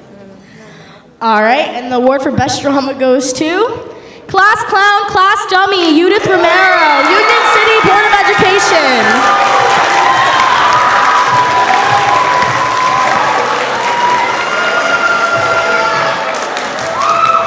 Congratulations. You guys like to say a few words? Well, I wanted to speak quickly as well. I wanted to thank our whole FAPA department and our amazing teachers that were with us through the whole thing. Mr. Bodiglio, Mr. Astudillo, Mr. G, Miss Ryan herself, and our amazing actors and crew. And of course, these amazing people, because if it weren't for them, we wouldn't be here. So thank you guys.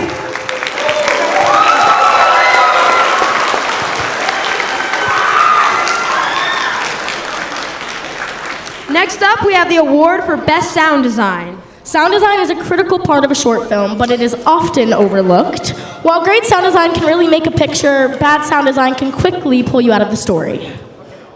And the winner for Best Sound Design goes to Class Clown, Class Dummy, Judith Romero. Congratulations.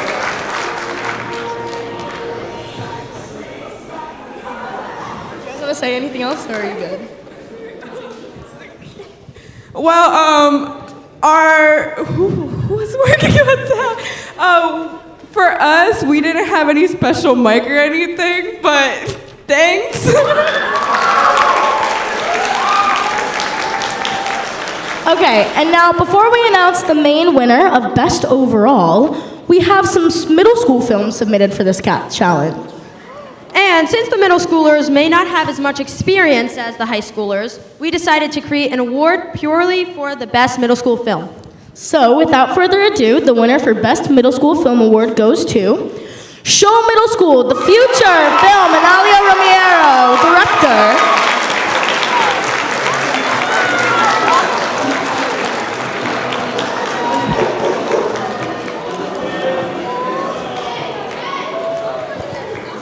Congratulations. So I wasn't really the one who created this movie, but in the behalf of the other crew who created this movie, I think they would really say thank you, and that's all.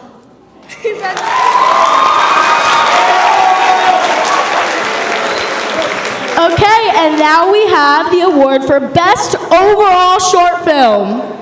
This short film exceeded all expectations and came out on top.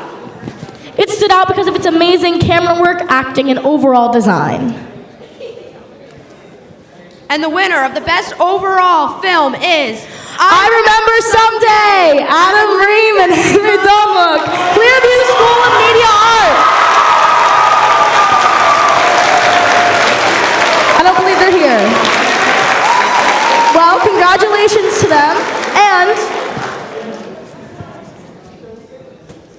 all right, congratulations to all of our winners. Thank you all so much for coming, and we hope to see you all next year at the 2023 High School Film Challenge.